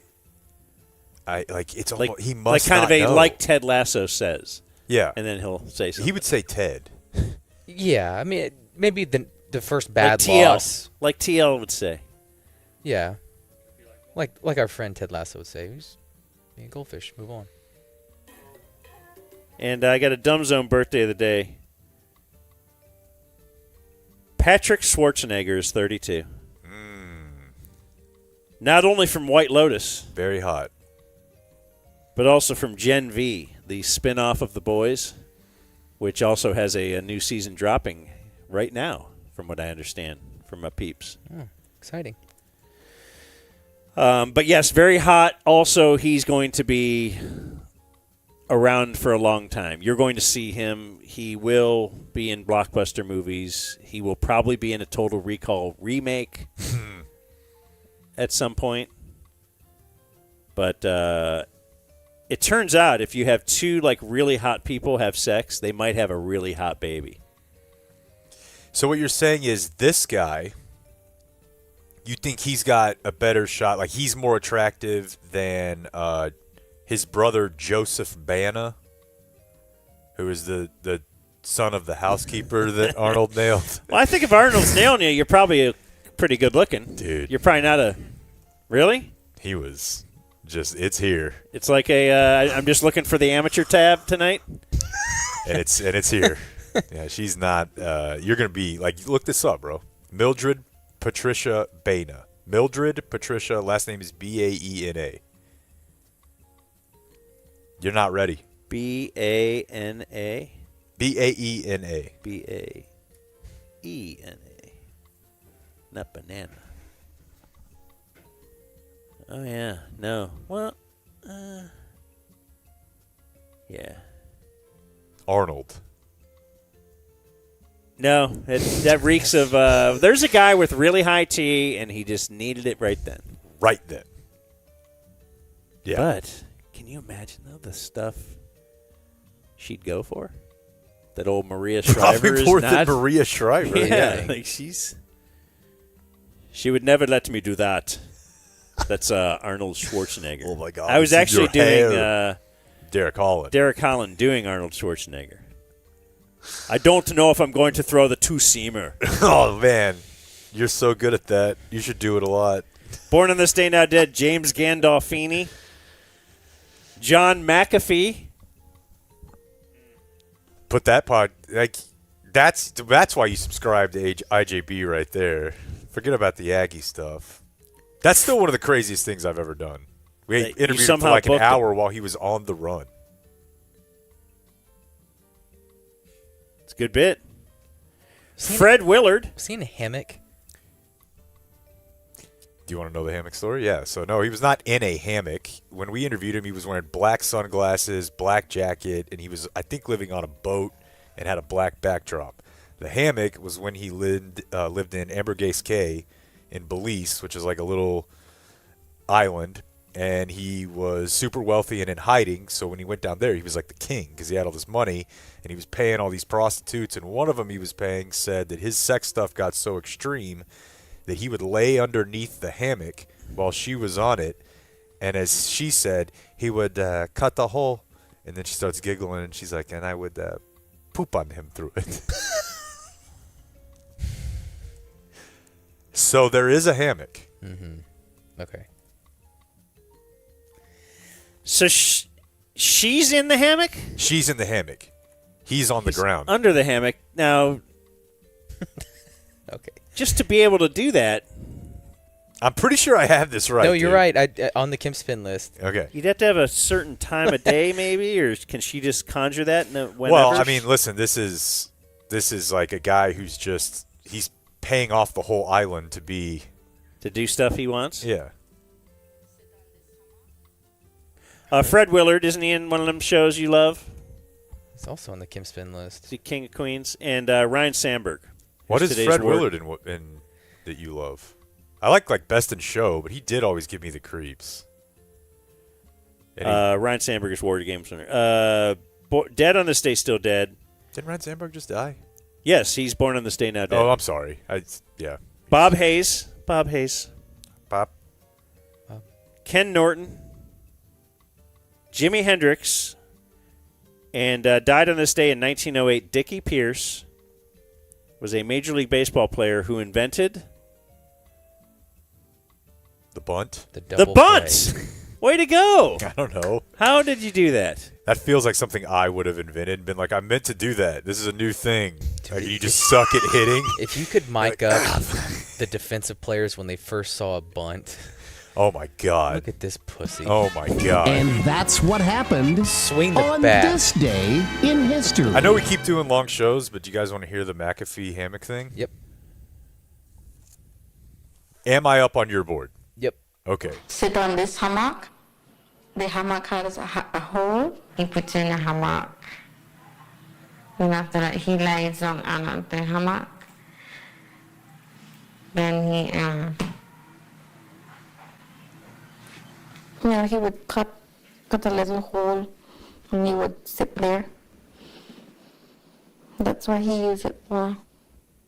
Because he wanted to have, like, Scott sex, and I didn't agree with that. What is Scott sex? I mean, you poop in someone's mouth. Oh, no. Gross. You can thank him for keeping your software safe. Oh, these many years. Good callback, Blake. All right, we're going to do some closing remarks here. Also, this just in. It's commerce on the quarters. Damn, that was fast. How about that?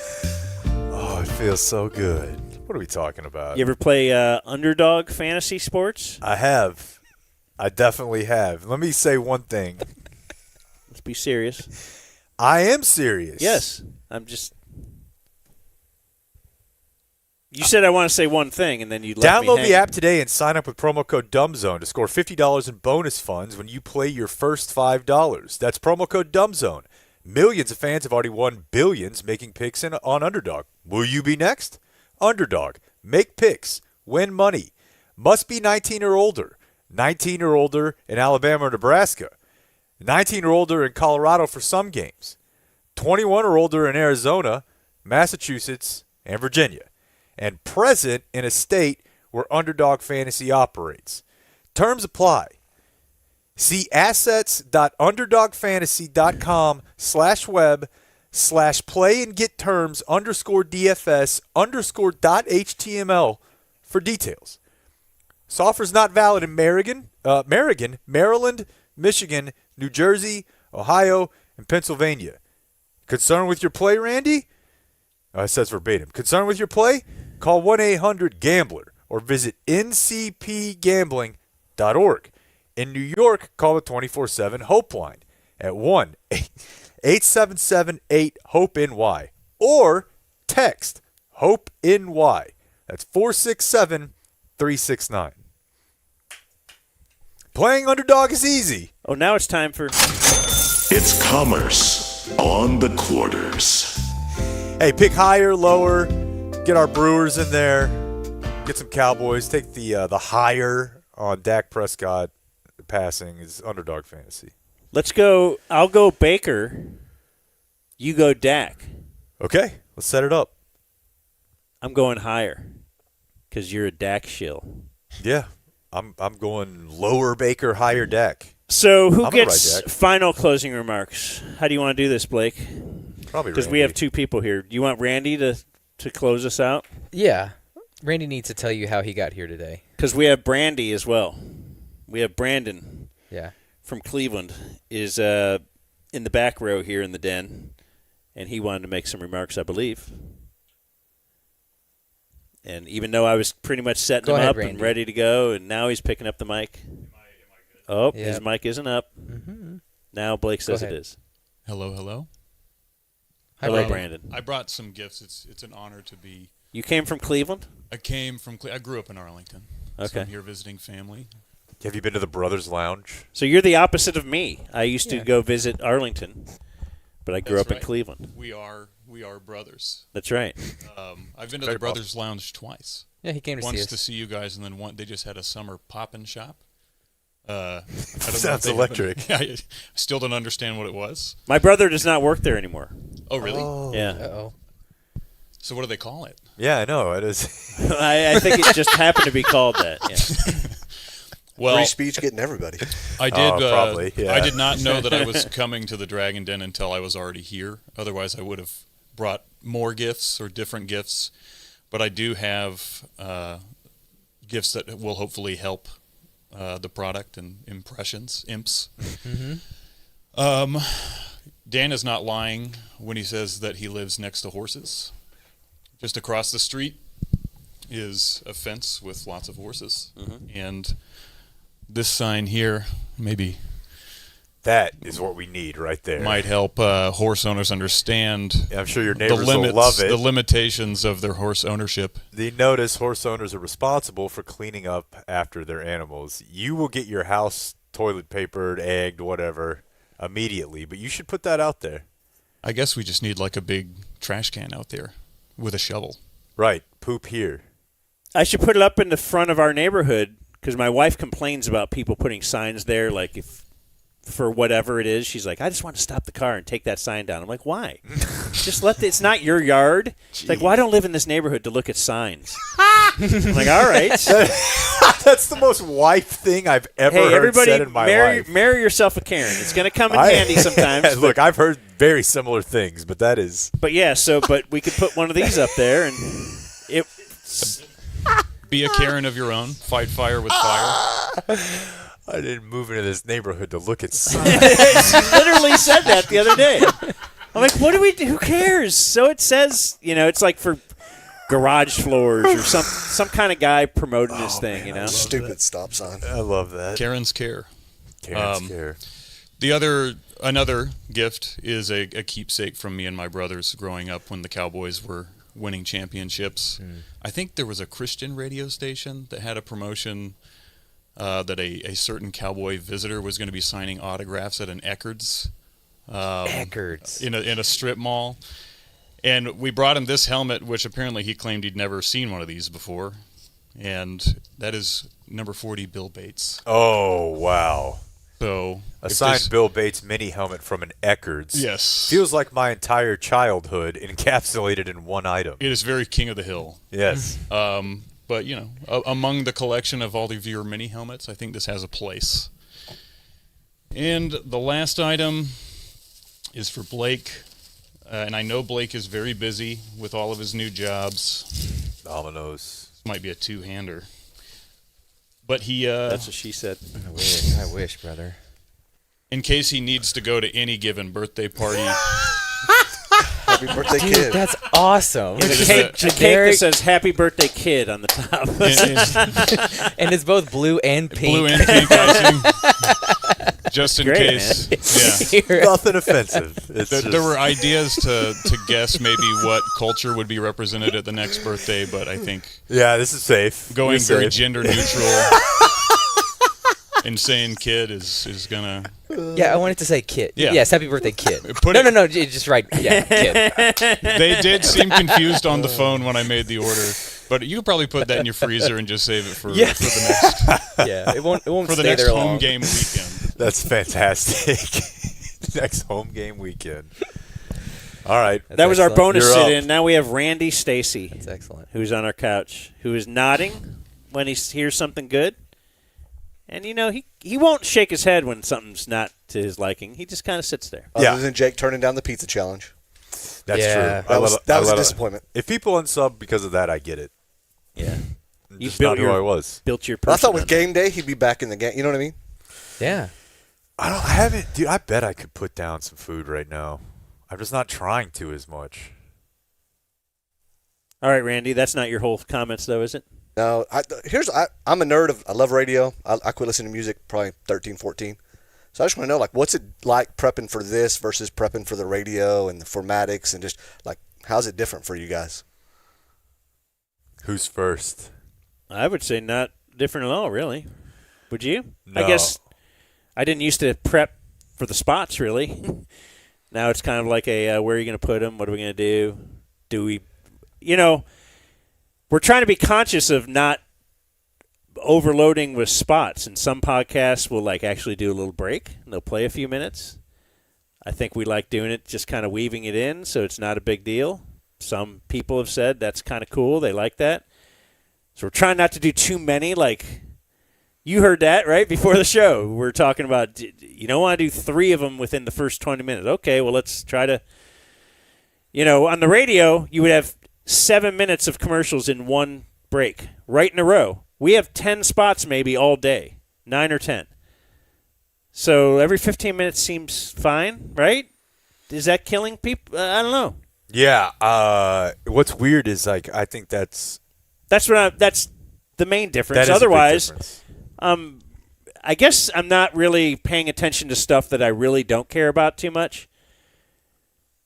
Like, let's say a regular season Stars game. There's a lot going on.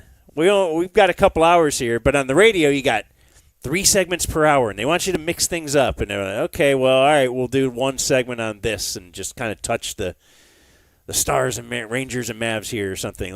But that's just kind of like throwaway. Like, we're doing it because we're checking it off. Like, we had to do it. Yeah. Now everything we do, we kind of want to do. That's the biggest thing right there, is that, like, you have to, on the radio, you have a boss. You have lots of them. You have spots. Like, you have partners.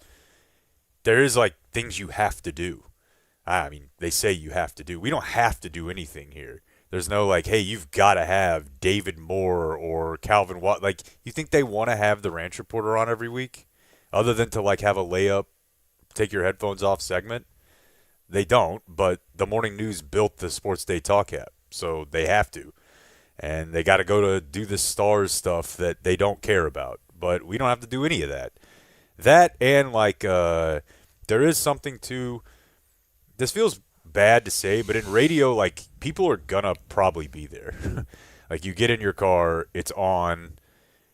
So I'm not saying I was, like, mailing it in then, but now I almost feel like I was, because I don't do anything but this. Like, this is all I think about. It's all I do. Because, like, I'm terrified people are going to bail. That's why when I find out that some pussy is like, you were mean to A&M, so we're going to cancel, I'm like, this is insane. But I'm not surprised because you're an Aggie. But, yeah, that's the biggest difference. You have to work a lot harder to do this, I think. I would say just by nature of it. Timing, too. If you got something really good, whereas before it was like, how can I squeeze this into 12 minutes? Now, if we want to go 45, who cares? There was kind of a – and then there was a thing like, if you had enough for 2 segments, it was kind of cocky to say, I need to double up. I got 2 segments here. 2 segments would have been incredible, right? 3 was like – we can count on one hand times we would just take something 3 segments. Yeah. Unless it's a Cowboy game, of course.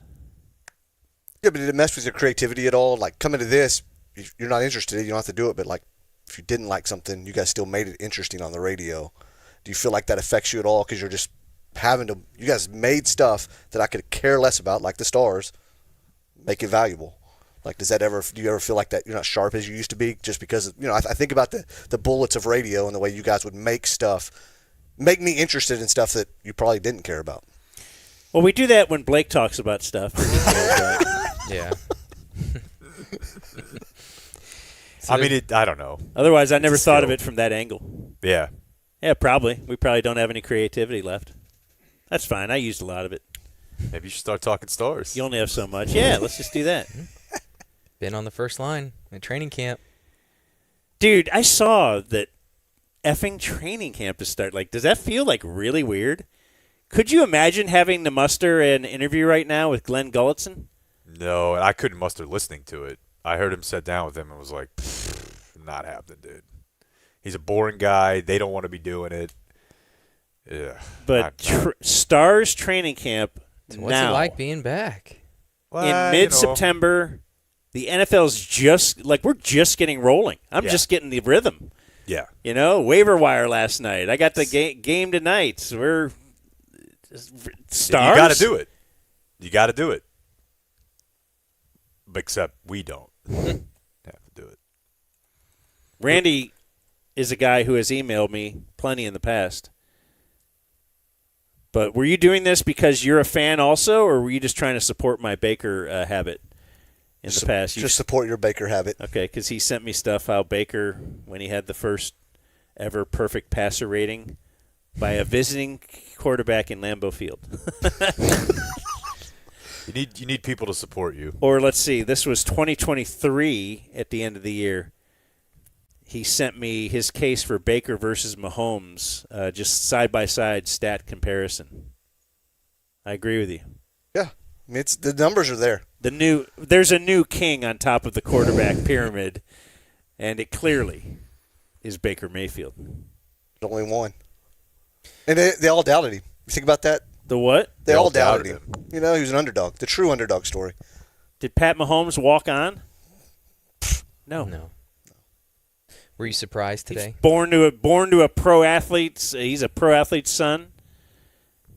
He's given everything. Baker crawled out of the.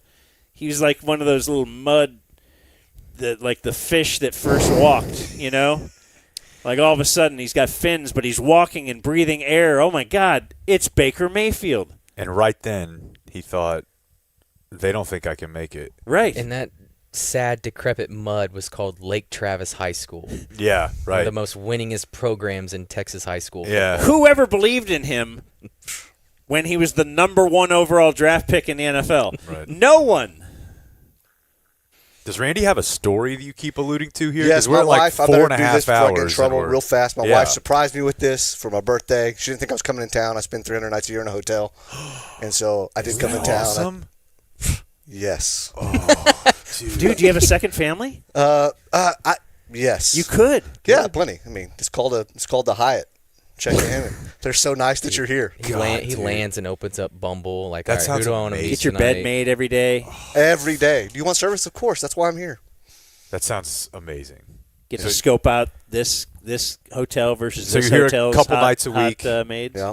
And this one just was random? Oh, yeah. She asked me to be. My birthday was Monday. She asked me to come in and killer surprise. Love being here with you guys. Like That's I said. awesome. You got a good I was, wife. Yeah, I was it's emailing killer. her like, "Oh, let's keep it secret." Okay, we'll be here at this time. Text when you get here, and yeah, he got dropped off at. Oh, he got your dropped off. front door. Yeah. She got. You had no idea where you were going. Yeah. You didn't know when you As soon as woke I got up. to South Lake, I knew where I was going. But still. Yeah, I loved it. It's That's fired up. very, That very was cool. cool, really she cool did surprise. that, and she's okay with him like being on the road for his job, and she's just nice to him. Yeah. She's What a great. The world. best on the planet. She gets it. Damn. You, All right. you bored with it, or what are we? Yeah. You guys looking to upgrade? We do some trading. We can do a little swappy. Thanks, fellas. Been fun. All right. Adios, mofo. Gotta go before this becomes a zoo. Thank you for watching my video. Subscribe and type for my name if you want to watch more of my videos.